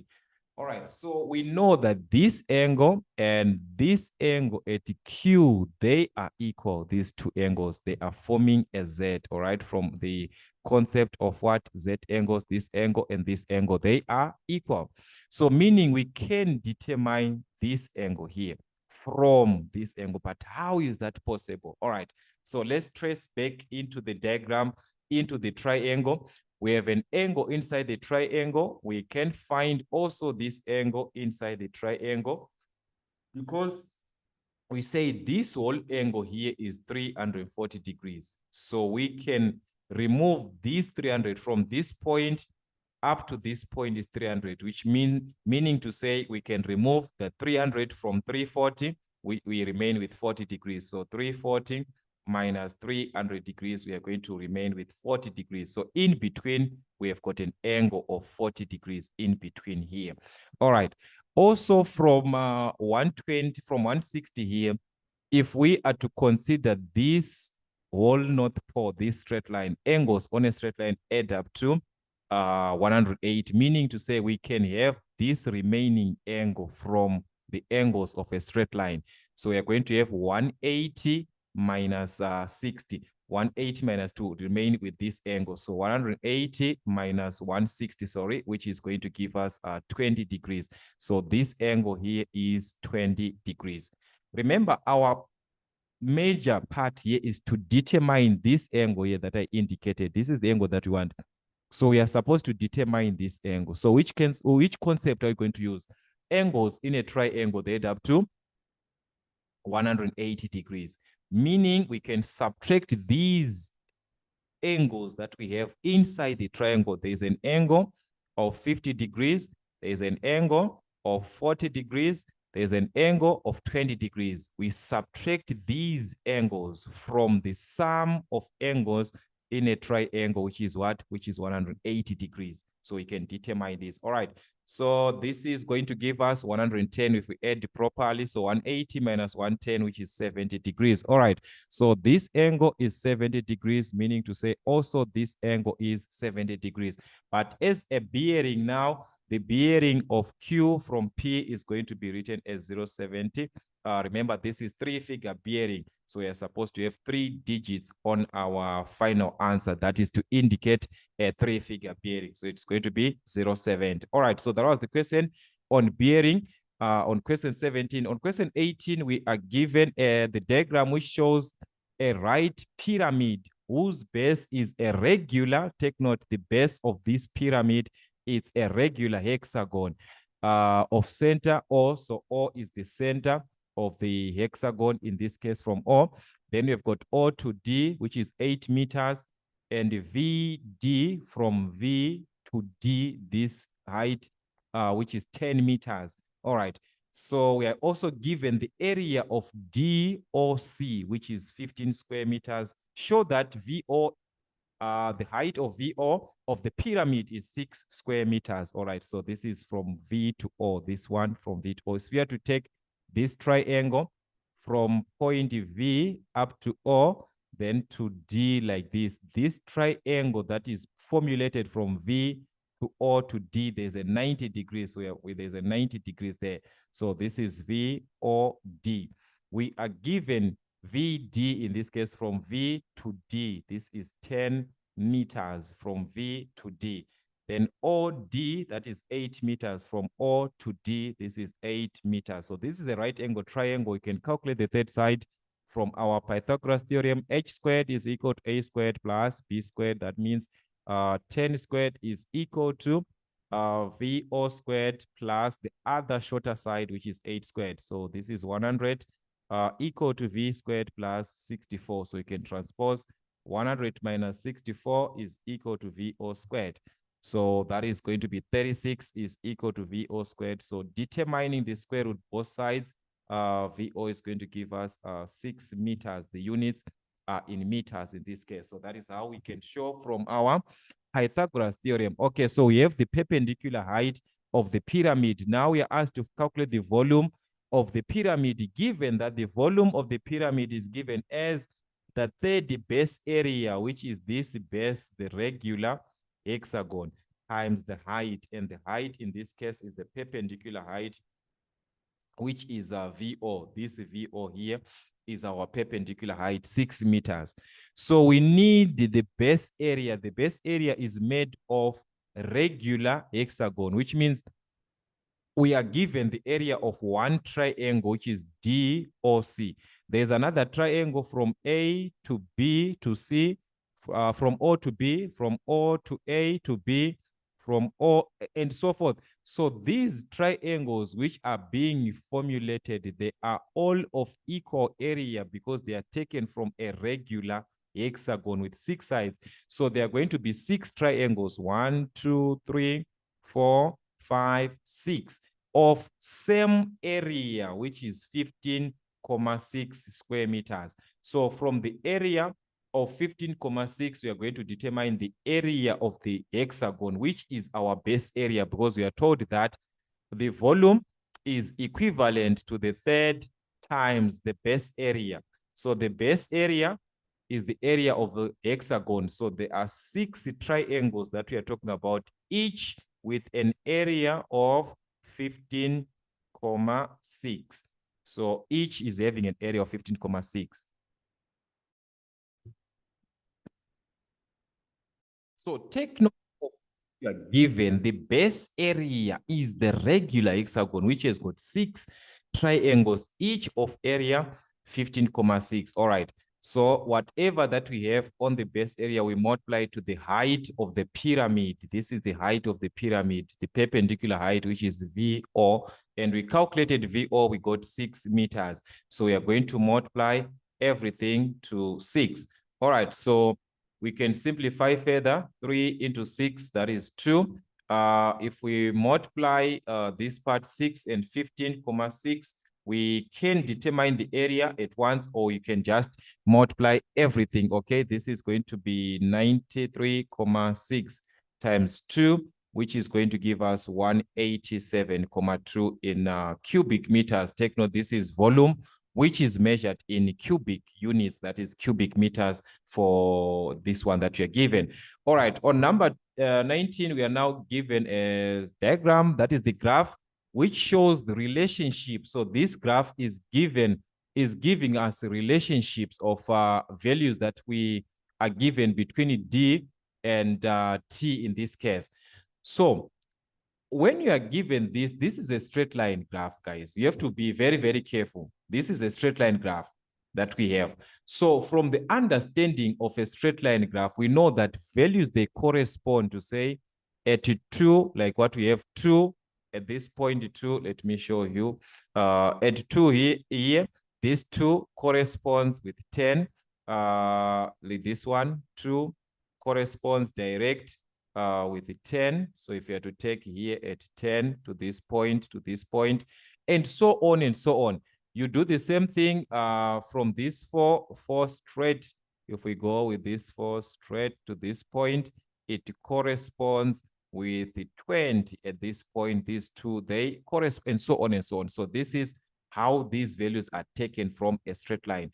So we are given in this case the first part, that use this graph that we are given to determine or to find the value of D when T is equal to 7. So according to scale, this is 0, 2, 4, 6, meaning to say in between there is a 1 unit. That's 1, 2, 3, 4, 5, 6, 7, 8, 9, and so on, which is the same thing, but you consider the scale now. 2 boxes, they represent 10.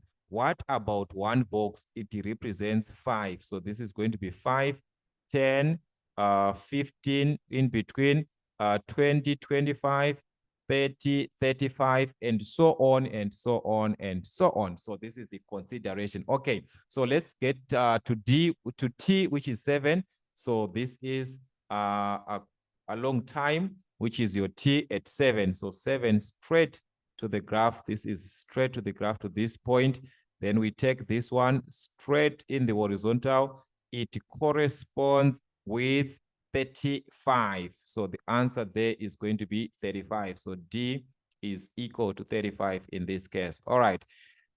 T, when D is equal to 20, we do the same thing from 20. This time we are focusing on D. So 20 on D, straight in the horizontal up to the line. Okay, so that is straight in the horizontal up to this point.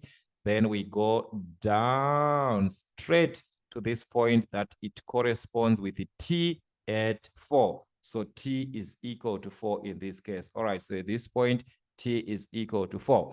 All right, so that is the consideration.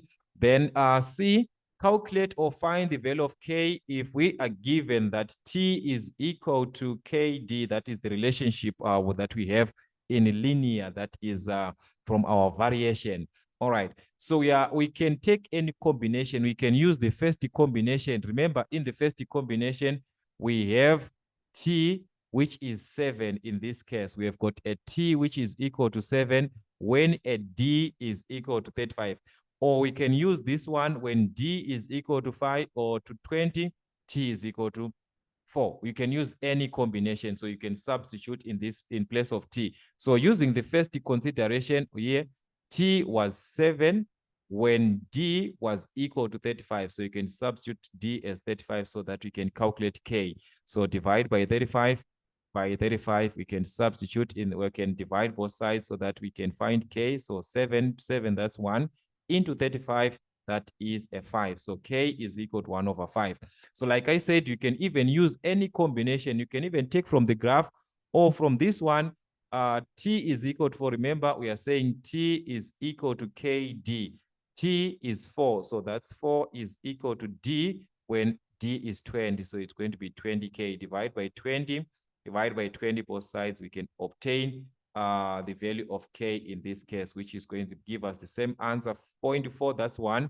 Into 20, that is 5. So we're going to obtain 1 over 5, just like the previous case of using 7 and 35. So you can use any combination. We still have the same answer.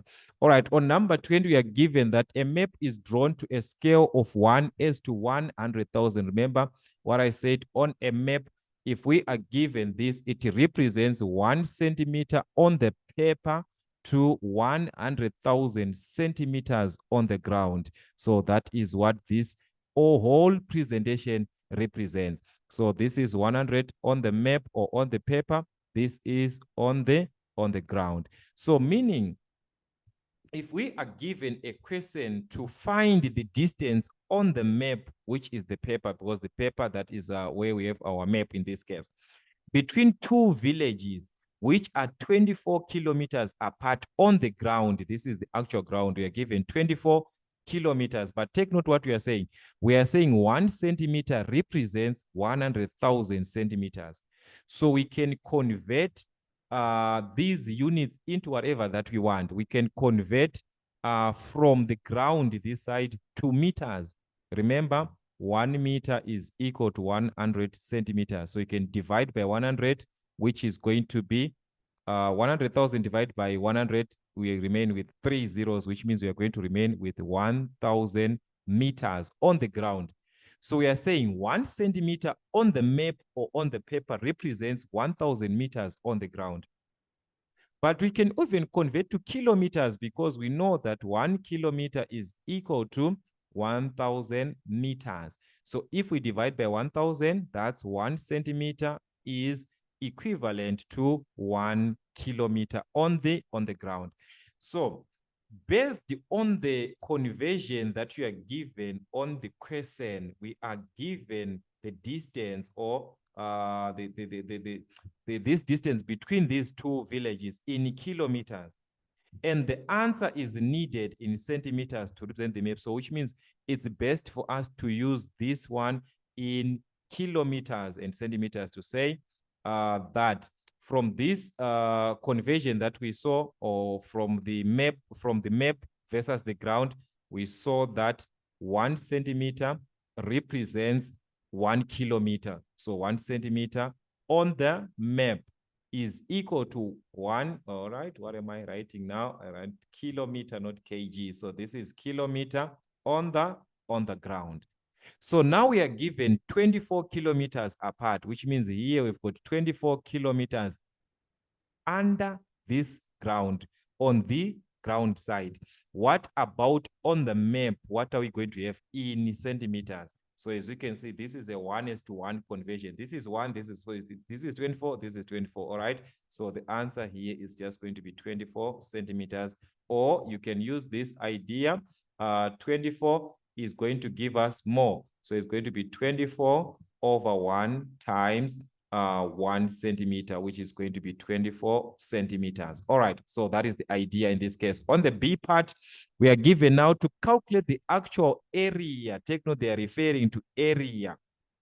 So this whole part that we are given, the ratio of the map, this one that we are given, it represents what we refer to as the scale factor.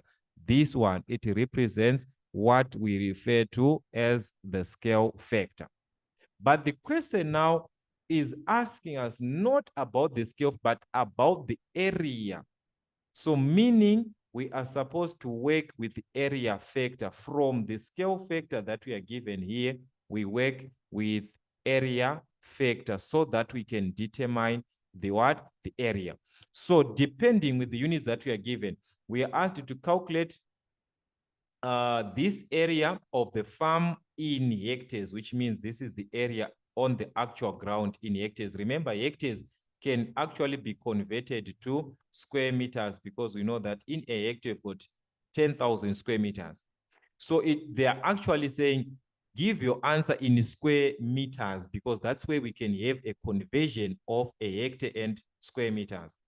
So if it is a conversion of area in terms of square meters from the one that we are given on the map in square centimeters, we are going to take from this point because we are referring to meters.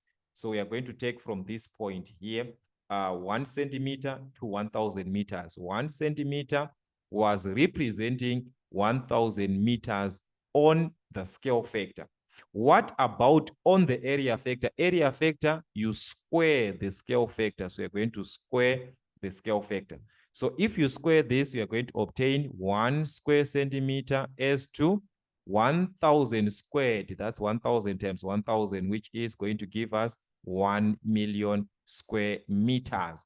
So this is your area factor in terms of square meters. Why choosing square meters? Because we saw that here we are going to convert the meters, the square meters to hectares. So it's easier if you work with square meters. So now you ask yourself, if on the map you have got 408 square centimeters, what about on the actual ground? All right, so this is area. So you're going to use this area now. So you're going to ask yourself to say, if I am given 1 square centimeter on the map representing 1 million square meters on the ground, what about the 408 on the map? Because it's on the map, it's in square centimeters. What about this one on the ground? So this is the map. All right. So this is our map. This is the ground. So what are we going to have? So this is going to be more. So we're going to have 408 over 1. So that's 408 over 1 times 1 million in this case. All right. So if we multiply, this is going to give us 408 million. All right. So that's 408 million square meters. Take note, this is in square meters. So like I was saying, having your answer in square meters is an advantage because the answer is needed here in hectares. So we can use this conversion that I was saying to say that in a hectare, we have got 10,000 square meters. So what about in 408 million square meters? How many hectares do we have if in 1 hectare we've got 10,000 square meters? What about in 408 million square meters? What do we have in hectares? That is the question. So from this, we can apply the normal conversion. So this is going to be more. So it's going to be this one over this one times hectares. So it's going to be 408 million. So we are going to have 408 million, everything over 10,000. So divide by 10,000 times the number of hectares that we have, which is 1 hectare in this case. All right, so we've got 3 zeros here, 3 zeros here, 1 0, 1 0. So which means we are going to remain with 40,800 hectares. All right, so this is what you're going to have as our final answer. All right, so that was the conversion part. Dealing with area, you work with area factor.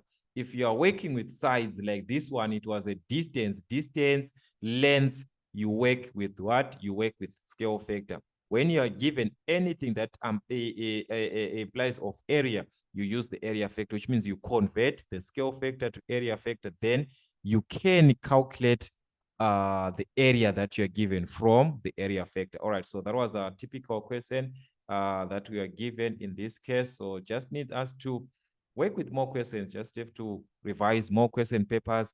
All right, on number 21, we are now given triangles which are connected and so forth, all right, which are parallel, and we are given the dimensions in this case, and we are given that AB, EF, and CD are parallel. So these lines, they are parallel, okay? So we know that from the concept of parallel lines, and also from our angles, the angle at X and this angle at X, they are equal. Then from the Z angle concept, we are creating a Z between E, here we've got a Z to D. So this angle at E, this one, and this one at D is the same, which is the same concept with the angle at A and at D. This one is also the same. All right, we move on to the angle at F. This one we are creating a Z with the C. So this angle at C is the same as the angle at F as the angle at B. So these are equal. All right, so this is what is important about the angles, just to know your angles, the angles which are equal and so forth. So we can see them from the Z angle. We are creating a ZE and D. Okay, so from this information, we are given to name in correct order the triangle which is congruent to triangle XCD. Remember that triangles which are congruent, they are referred to in terms of the order of congruence in this case. So from XCD, we can see that here, this is our XC to D. So this is taken from XC to F, X to C, this angle at X, this angle at C, this angle at X, this angle at F, they are equal to D. This angle at D is same as at E. So it's going to be X, F, E. So you take according to equal values, okay? So this is X, F, up to E in this case. So this is the triangle that is congruent. All right. Then the other part is similar but not congruent. Remember, we said XCD is congruent to XFE. But now they want a condition where it is similar but not congruent to XCD, which means we are no longer referring to congruent this time. This one is no longer part of our answer. We need similar figures, okay? Remember that similar figures are equiangular. They are taken according to equal angles. So we have got this bigger triangle. We have got angle X and angle X. They are equal. So we are going to take angle X in this case. We move on to angle C.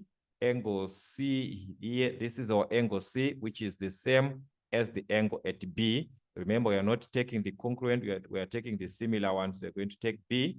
Then D, this is our angle D here, which is the same as angle at A. So it's going to be A. So it's going to be XBA.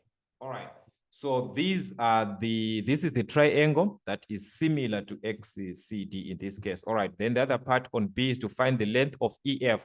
Remember that we can have this from triangles which are, all right, XB is this, B, all right. The first part all right, I mixed my final answers, XB. This is the bigger triangle. This one is the bigger triangle to the bigger triangle. All right, so take note, guys. Here I swapped these answers. So this is supposed to be here XBA, this one.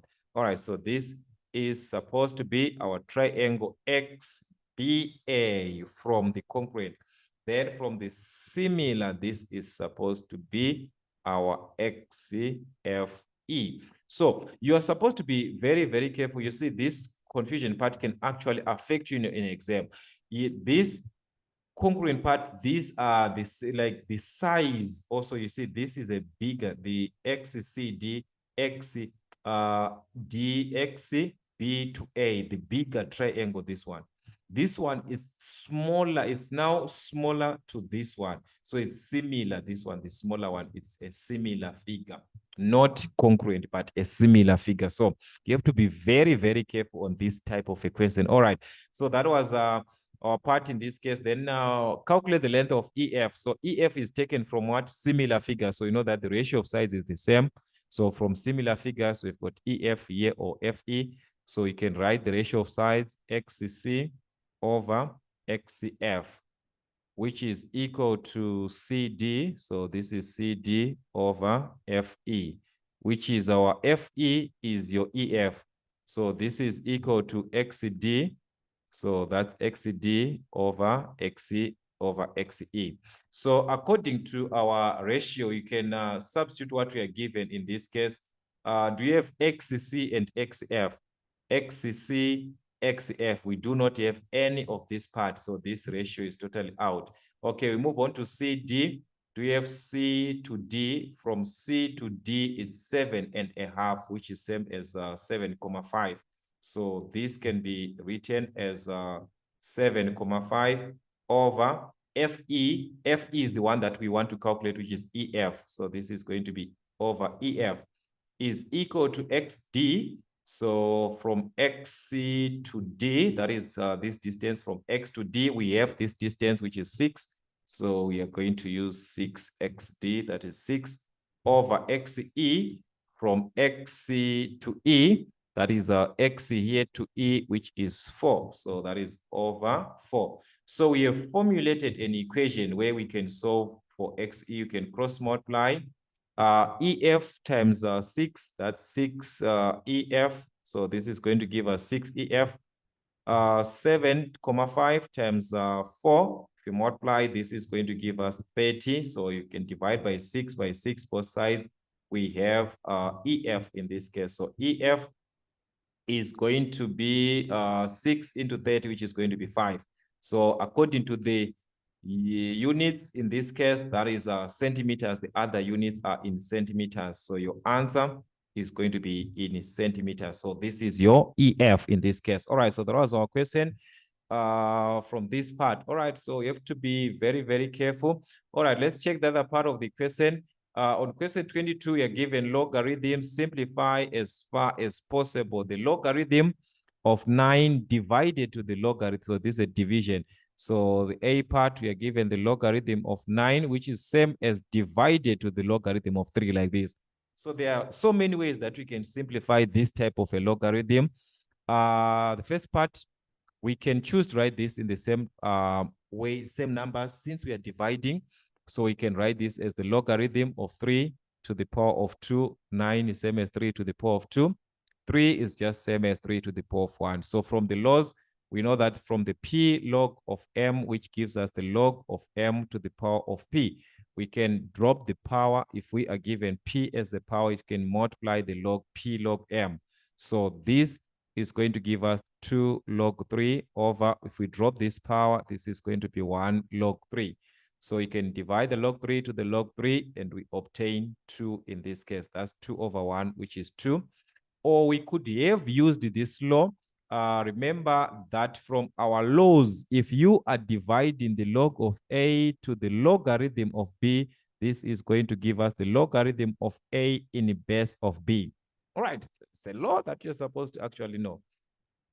The logarithm of A divided the logarithm of B, you are going to have the log of A in base of B. You are dividing logs. So if I am given the logarithm of 9 over the logarithm of 3, I can write this as the logarithm of 9 in the base of 3. I can write it like that.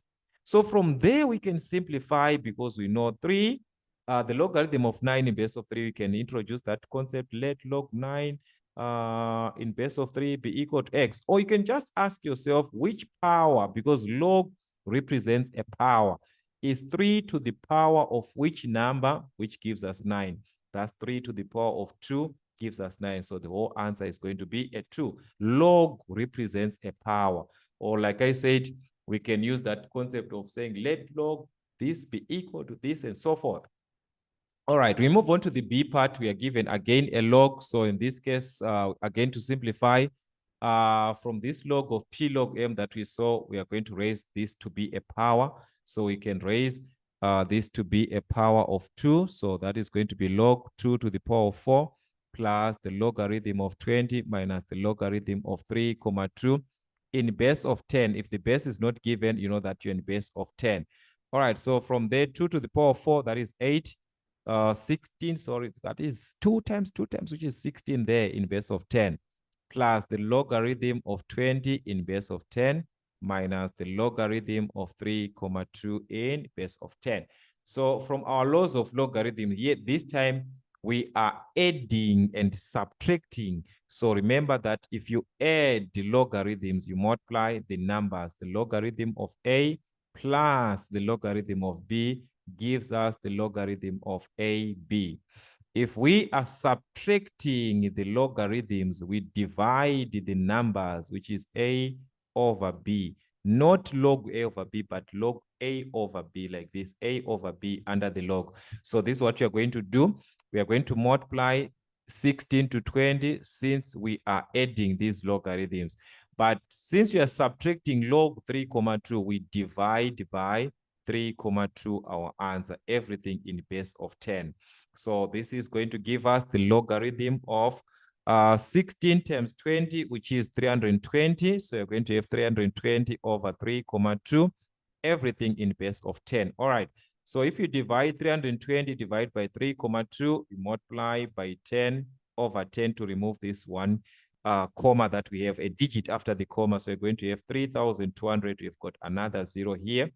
Okay, so that's going to be 3,200 over 32. 32 and 32 cancels. That's 100. So you're going to have the logarithm of 100 in base of 10, which we know this is equal to 2. Remember, guys, from your logarithm, or you can use that concept. Let logarithm of 100 base 10 be equal to x. You simplify, or you simply ask yourself, is the logarithm, if we are saying logarithm of 100 in base of 10 is 10 to the power of what, which gives us 100. That's 10 to the power of 2. So power, this power, which is 2, represents a logarithm. So the answer is going to be 2. All right. So that is that was the idea of the question in this case, working with a logarithm. All right. So let's check the other part of the question.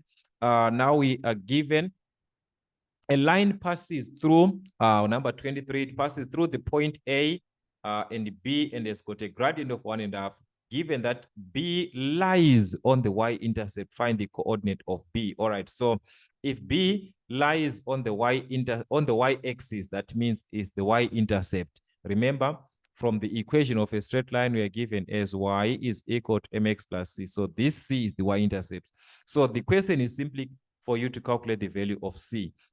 That is from the equation. Remember, you are given the gradient, which is m. M is equal to the gradient. So this one can multiply. This is going to give us 3 over 2. So y is equal to 3 over 2x plus c. That is m, representing your gradient. So to find the value of c, you can substitute the point that lies on the line, which is A. Remember, this point is given in terms of x and y. So we are given the value of x and the value of y. Y is equal to 4 when x at that moment is 2. So that's 3 over 2 times 2 plus c. 2 and 2 cancels, you remain with 3. Transpose 4 minus 3 is equal to c. So c is going to give us a 1. So from this equation, we have the value of c, which is our y-intercept in this case, because our equation is supposed to be given as y is equal to 3 over 2x plus c, where this one represents the y-intercept. So which means the coordinate of b in the y-axis, we know that x is equal to 0. So at x is equal to 0, the value of y is 1. So it's going to be 0, 1. Or you substitute into your equation, x is equal to 0, still you obtain the same value of y, which is what? Which is 1. All right, so that is the consideration of this part in this case. Okay, we move on to the B part, where we are given a line which was already drawn. All right, in the diagram, O is the origin, T is the point 80.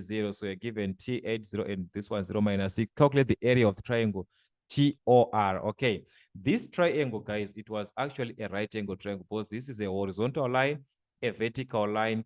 They meet at 90 degrees. So if you are given the coordinate 80, it means you have the distance from this point to this point, from 0 to T, this distance, it's 8 units. From 0 to point R, this one, it's 6 units. The negative is just showing that you are in the negative values of y, but the distance, it's 6 units. So you can calculate the area, because we know the area of a right angle triangle is half base times the perpendicular height in this case. So our area is going to be half times the base. It can be 8, it can be 6, whatever that you want. So in this case, I'm going to use 8 times the height, which is 6. So we can have the area half of 8, that is 4 times 8, 4 times 6, which is going to give us 24. So this is our area in square units. We are not given in centimeters, we're not given in meters. These are just units, points, which are on a Cartesian plane. So your answer is going to be in square units. All right.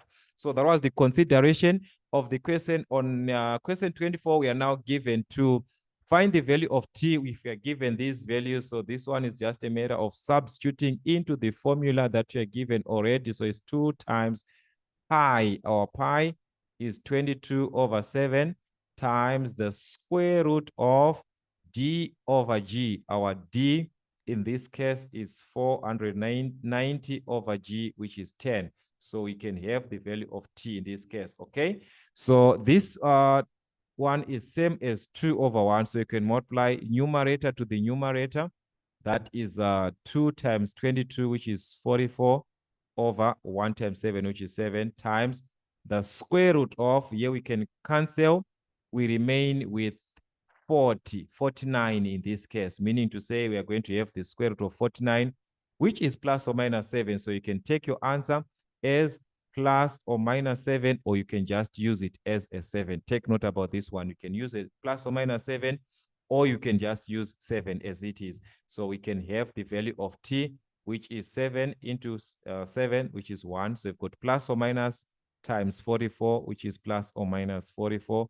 Or if you used 7, then you're just going to have your t as 44, which is fine. On change of subject, it's not a matter of fact, but just know that the square root of any number is a plus or minus. All right, then make d the subject of the formula. So remember, on making d the subject, in this case, we are given t, which is equal to 2 pi, the square root of L over D. We have the square root, yes, but in this case, if we are to check, we can take rid or get rid of the 2 pi, which is multiplying. So you can just divide by 2 pi both sides. So this can cancel. So meaning to say, we are going to remain with the square root of L over D in this case, all right? So in this case, we are going to have the square, or you can even start with this side or the left-hand side in this case, depending with what you want in this case. All right. So I'm just going to, is it L over D or what? All right. This is D over, where am I getting L over D now? This is G over L. I'm even surprised. What is it that I'm writing here? All right. So this is D over G. All right, so that is our D over G in this case. All right, so let's see what's going to happen. So we've got a D over G and under the square root, which is equal to T over 2 pi after you divide it in this case. So you can get rid of the square root now because we've got a single term. So you can square both sides. By squaring both sides, you are removing the square root, which means you remain with D over G is equal to, everything is going to be raised to the power of 2. That's t to the power of 2, which is t squared. 2 to the power of 2, which is going to give us 4. Pi to the power of 2, which is pi squared. So remember, we are to make d the subject. So in this case, what is affecting d is the g, which is dividing. So how do you remove this g, which is dividing? You just multiply by g both sides. The moment you multiply by g, we are removing the g that is dividing. So remember, opposite of dividing, you multiply. So d will be equal to t squared over, this is g over 1. So t squared times g is going to be gt squared over 4 pi squared. All right, so that is our d as the subject of the formula from the information that you are given. So you have to be very, very careful, guys. Making any letter the subject. Make sure you revise also what we've done before on change of subject of formula so that it can help you. All right, on number 24, we are given a trapezium, an isosceles trapezium in this case. So isosceles being in which sense? In sense that AD and BC, they are equal. So on A, we are given that these two, they are equal, form an equation in X and solve it. So we're just, guys, these two, they are equal. So we can just equate, that's forming an equation to say that AD is equal to BC. So that's an equation on its own. So we can formulate and solve because AD, we have it in terms of x, which is 2x minus 4, which is equal to BC in terms of x is 5 minus x. So we can solve for x in this case. We can transpose minus x to this side is going to be a positive. So that's 2x plus x is equal to transpose minus 4 to this side is a negative, is going to be a plus. So we are going to have 5 plus 4 in this case. So if we add, this is same as 1x. So 2 plus 1, which is 3x is equal to 9. You can divide by 3. So x is equal to 3. All right. So that was formulating and solving for x at the same time. All right. So after that, we are now given also that AB is equal to 2x plus 6. All right, this AB is 2x plus 6. This one is 2x plus 6. And DC from D to C is 14 centimeters. Find the numerical value of the perimeter of the trapezium. Okay, so taking note that perimeter is just distance right around the shape. So we can substitute our x. Remember that x is 3. So if we substitute 3 here, that's 5 minus 3, which is 2. But we are given that BC and AD, they are equal, which means also this is 2. There's no need for me to substitute because I'll wait to obtain the same answer there. All right, we move on to 2x plus 6 in this case. Our x is this case is 3. So that's 2 times 3, which is 6. 6 plus 6, which is 12. So in this case, we have got 12 centimeters. So we can determine the perimeter simply because perimeter is the distance right around the shape. So we're going to add from A to B, which is 12, plus from B to C, which is 2, plus from C to D, which is 14, plus from D to A, which is 2. So that is the distance right around the shape. So this is going to give us the perimeter, a total of 14 centimeters perimeter in this case. All right, so that is how we could have calculated our perimeter. All right, so in this case, we are given to construct this part, but now because of the measurements that I'm having from my compass in this case is going to affect everything in this one. So I'm going to work it separately so that we'll see how we can do it separately. I'll work it, I'll see by time. Okay, number 27, we are given AB, BC, and CD. These are adjacent sides of a regular octagon with center O. All right, so that's an octagon. From A to B, that is this side. From B to C, this side. From C to this side, they are equal. From a regular, meaning to say this side, they are equal. O, B, 6, and so forth. Okay, so we are asked to calculate any BA, angle N to B to A, using any information that we are given or the properties that we know.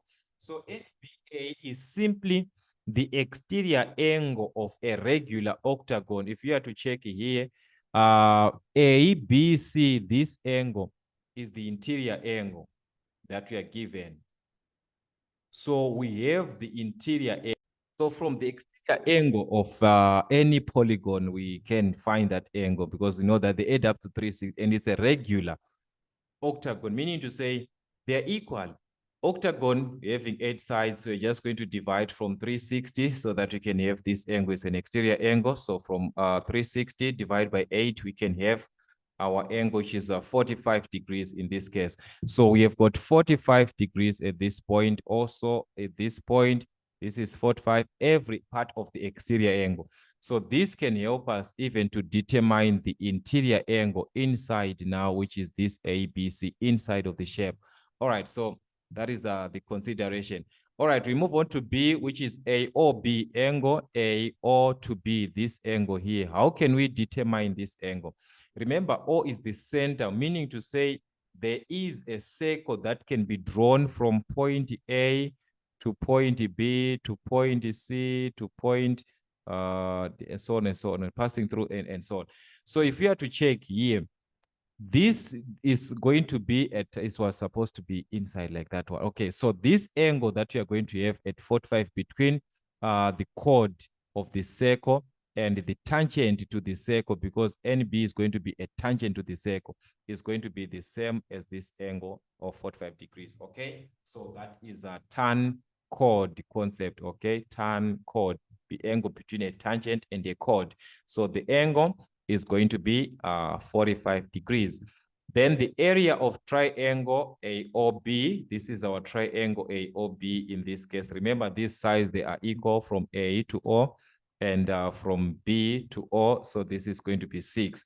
So the area, we are referring to an area of a non-right angle triangle. Given two sides and an angle in between, we can use this concept that area is equivalent to half AB sine of C or sine of theta. That is, the area is equivalent to half of the sides creating the angle, then times the sine of the angle in between. So the sides, it's 6 and 6. The angle is 45. So it is going to be half of 6 by 6 times the sine of 45 degrees, okay? So half of 6 in this case, that's a 3. So 3 times 6, which is 18. So you've got 18 times the sine of 45. We are in paper 1. We do not have this value. That's why we are given, because the calculator, we are not given calculator. So sine 45 is same as cos 45, which is equal to 0.7. So you multiply to 0.7, we can have our area in this case. All right, so if you multiply to 0.7, you're going to obtain 12.6. So that was 12.6 in square centimeters. So take note, these units are in centimeters. So this is just one marks there, just one, two. So some of these concepts, guys, you have to revise basic understanding from your form 2, form 3. Those basics, yeah, those ones, they will ask where you don't need any calculation. You just need to answer and you wonder, where is the calculation for this? Is because the basic is needed. All right, so please, guys, let's revise as much as we can. All right, so in this case, we're given under circle geometry. So the best thing that you can do is to answer, just to attempt fill in whatever the way that you want. Okay, so as to find the angles, here we're given the diameter. COE is a diameter. Remember that a diameter forms an angle of 90 degrees. So this diameter is going to formulate an angle of 90 degrees. That is from C to B, and this one from E to B. The angle formulated in between is of 90 degrees. Okay, then you are given O is the center. So from O, that is what we have in this case. Then TA is a tangent. From T to A, we have a tangent. Using the same concept that we used previously, that angle between a tangent and a chord is equal to the angle in the opposite concept, in the opposite chord. This is the concept that you are going to apply the tan chord. So this angle here and this angle, they are equal from tan chord. All right. Also, we are given that the chords, all right, we are given the angle of 60 and 40.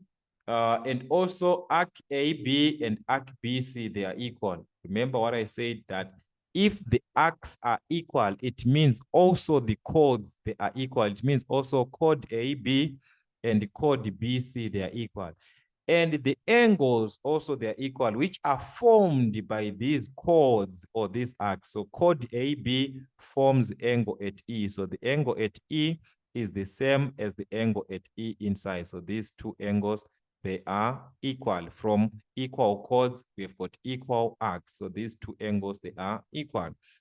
All right, so that was the consideration, or that was what you're given. Also, from O to B, that's a radius. From O to C, that's a radius. So meaning to say base angles are equal. Opposite, from those sides which are equal, this side and this angle, this side and this angle. So which means this is also 40 degrees. So we can fill in our triangle. From 180, 40 plus 40, that's 80. From 180, that's 100 degrees. We can also determine the angle from a straight line, this angle here, 180 minus 100, which is going to be 80 degrees, and so forth. And so there are so many things that we have that we can fill in. All right, so let's just take into consideration the first part of the question is to calculate CBE in this case. All right, so that's CBE. CBE, so CB, that's 90 degrees. Okay, this one we already have this. That's 90 degrees. ABE, that's from A to B to E. ABE, we already have this one, which is 60 degrees. All right, so this is 60 degrees. All right, we move on to C, BEC. BEC, that is from B to E to C. All right, this angle we do not have for now. Okay, how can we calculate this angle? Which stages that we can take? All right. Depending with the information that we have, all right, which part can we determine or that we can calculate the matters from this way. So if you do not have equal, like a consideration of forming angles which are the same, what you can do is, we know that, remember we said this part is the same from this point, this angle and this angle. So you can just say this be x and this be x. By calculating x, we are calculating the angle that is affecting this whole E. All right. So we know that in a cyclic quad from A to B to C to E, this is a cyclic quad. And we know that opposite angles in a cyclic quad add up to 180. Meaning to say, if we add 60 plus 90 is equal to x plus x, we add everything, 90 plus x like this is equal to 180. Opposite angles of a cyclic quad. So this can help us to calculate x, which is the angle. By finding x, we are finding the angle that is at. All right, so this is 150 degrees plus x, which is 2x is equal to 180. So 2x is equal, transpose 150 to the other side. We are going to obtain 30 divided by 2 by 2. So our x is going to be 15. So this is 15 degrees. This is 15 degrees. So that means we have the angle BEC in this case, which is 15 degrees. That's BEC. All right. The other part of the question we are given now to calculate E or D. All right. That's E or D. From E to O to D. We already have this one, which is 80 degrees. All right. So this one is just writing the answer. That is 80 degrees. All right. So that was our question on circle geometry from this part of question 28, having a total of 5 marks. All right. That's a lot in exam. All right. Let's check the other part of the question, which is question 29. We are given to use as much information of the information given below as necessary to calculate the value for sine ABC. All right, so you need to calculate the sine of ABC, which is this angle at B. So remember, guys, that the sine is just a ratio, sine rule from our sine rule was a non-right angle triangle. So you know that the sine of A over A is equal to the sine of B over B. So which means the sine of this angle at B, that is the sine ABC over the corresponding side, which is 5, is equal to the sine of the other angle that you are given, which is 23,6 over the corresponding side, which is what? Which is 8. So that's what we have. In this case, we need the value for sine AB. So how can we remove this 5, which is dividing? We can multiply. Remember, I told you, opposite of dividing, we multiply. So by multiplying, we are removing this. We are remaining with sine ABC. All right, which is equal to, this is same as over 1. So we are going to multiply the numerator to the numerator, 5 times sine 23,6 over 8. So we can substitute our value. Sine ABC is going to be equal to 5 times. You substitute now the value that you are given for sine 20, because you have this information here. Sine 23,6, sine 23,6 is 0,40, which is 0,4 over 8. So 5 times 4, that is 20. 1 decimal place, so it's 2,0, which is 2. All right, so it's going to give us 2 over 8. All right, so reduce by 2, 3 into 2, that's 1, into 8, that's 4. So which means our answer is going to remain as 1 over 4. So this is the fraction representing ABC. We are given as a common fraction in its lowest terms. All right, then AD squared. All right, from this information, how can we calculate AD squared? This is AD from this information, or you can just even remove this part. All right, so this is our AD. We want to calculate this side. So remember, if we are given two sides and an angle, because we can have this angle here. So we can use this side from our cosine, we can calculate this side. Remember that our cosine will state that we can calculate the third side from a squared is equal to b squared plus c squared minus 2bc cos of a.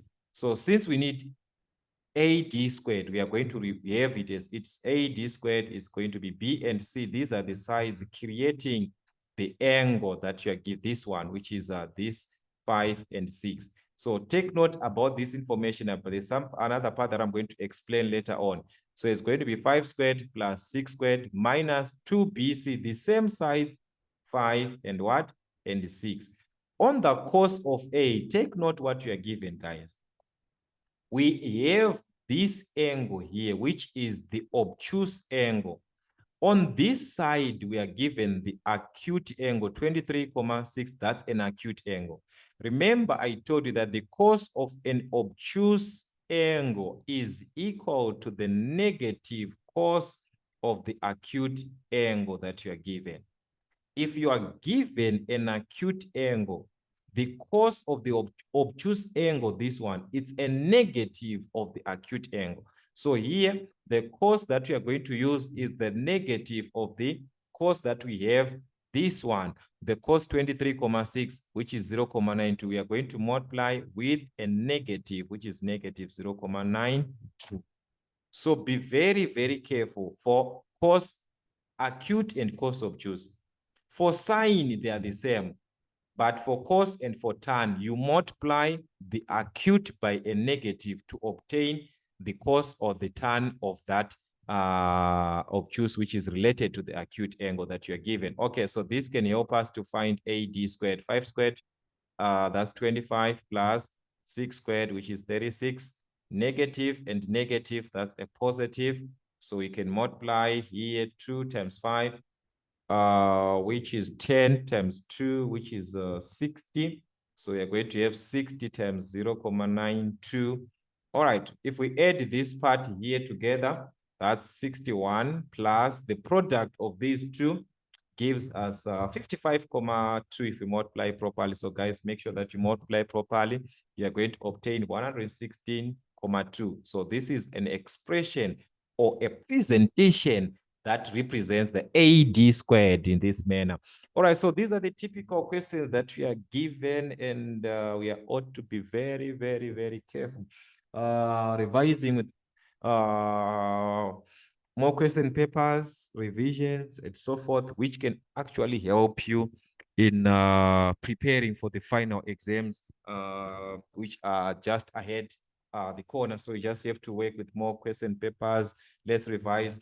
Join for online classes for Meson African motifs so that you can learn more topic by topic by having online classes that can actually help you a lot. But for now, that's it, guys.